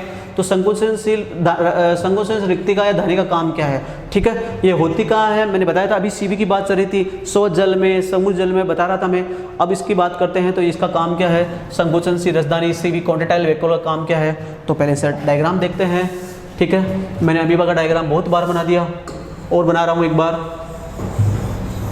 ये अमीबा है, ठीक है। ये इसके कुटपाथ जो गमन में सहायता करते बताया था, वो मैंने बताया था। अमीबा में केवल एक सीवी होती है, केवल एक संकुचनशील रिक्तिका होती है, और इस सीवी के चारों तरफ क्या होते हैं, माइटोकॉन्ड्रिया होते हैं। ये माइटोकॉन्ड्रिया क्या काम करते हैं भाई, तो ये सीवी में क्या होता है, संकुचन और शीतलन, सिस्टोल और डायस्टोल होता रहता है। और सिस्टोल और डायस्टोल, संकुचन और शीतलन होगा, जल अंदर वो बाहर जाएगा, तो क्या चाहिएगी, ऊर्जा। ऊर्जा चाहिएगी तो कौन देगा, माइटोकॉन्ड्रिया। ये इसके चारों तरफ जो भी माइटोकॉन्ड्रिया होते हैं वो क्या करते हैं, इसको ऊर्जा प्रोवाइड करते हैं। अब इस सीवी का काम क्या है, तो इस सीवी के 2 काम हैं। पहला काम है, एक ही काम है वैसे तो, जल नियमन, बस ऑप्शन में अलग अलग आ जाता है, जल नियमन, और इसी को क्या बोलते हैं, जो मैं दूसरा बता रहा था, प्रासरण नियमन। प्रासरण नियमन, तो सीवी का क्या काम है, जल नियमन या प्रासरण नियमन। कभी कभी ऑप्शन में जल नियमन आ जाता है, तो कभी को ऑप्शन में क्या जाता है, प्रासरण नियमन।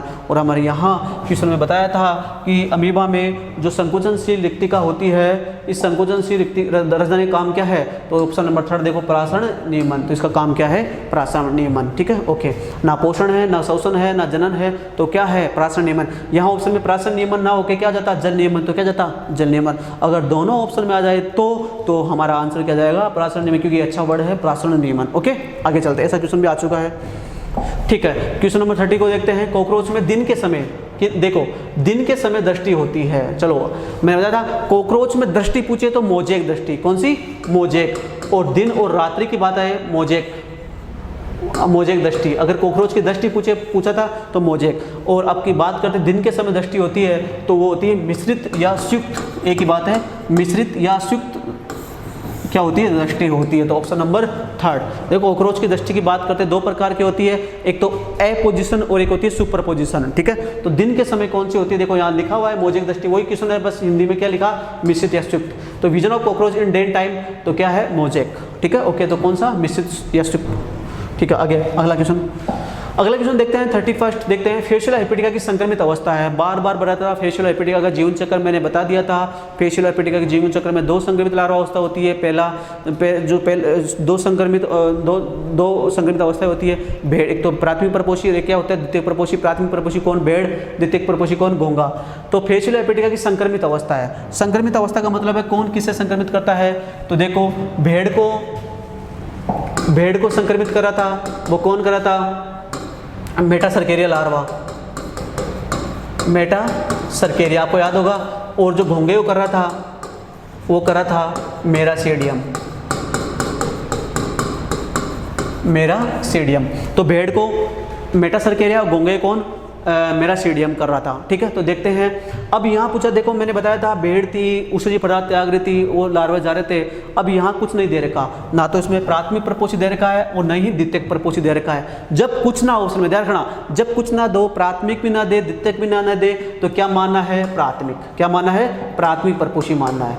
और प्राथमिक प्रपोषी आपको पता है कौन होता है? प्राथमिक प्रपोषी कौन होता है? भेड़। प्राथमिक प्रपोषी कौन है? भेड़ सिर्फ है। और भेड़ की संक्रमित लार्वा अवस्था कौन सी है? मेटासर्केरिया।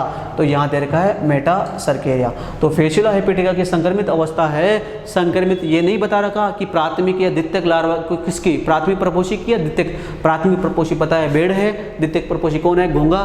तो यहाँ कोई नहीं दे रखा, तो क्या मानना है? प्राथमिक। और आपको पता है भेड़ में भेड़ की जो संक्रमित लार्वा अवस्था होती है कौन सी होती है? मेटासर्केरिया।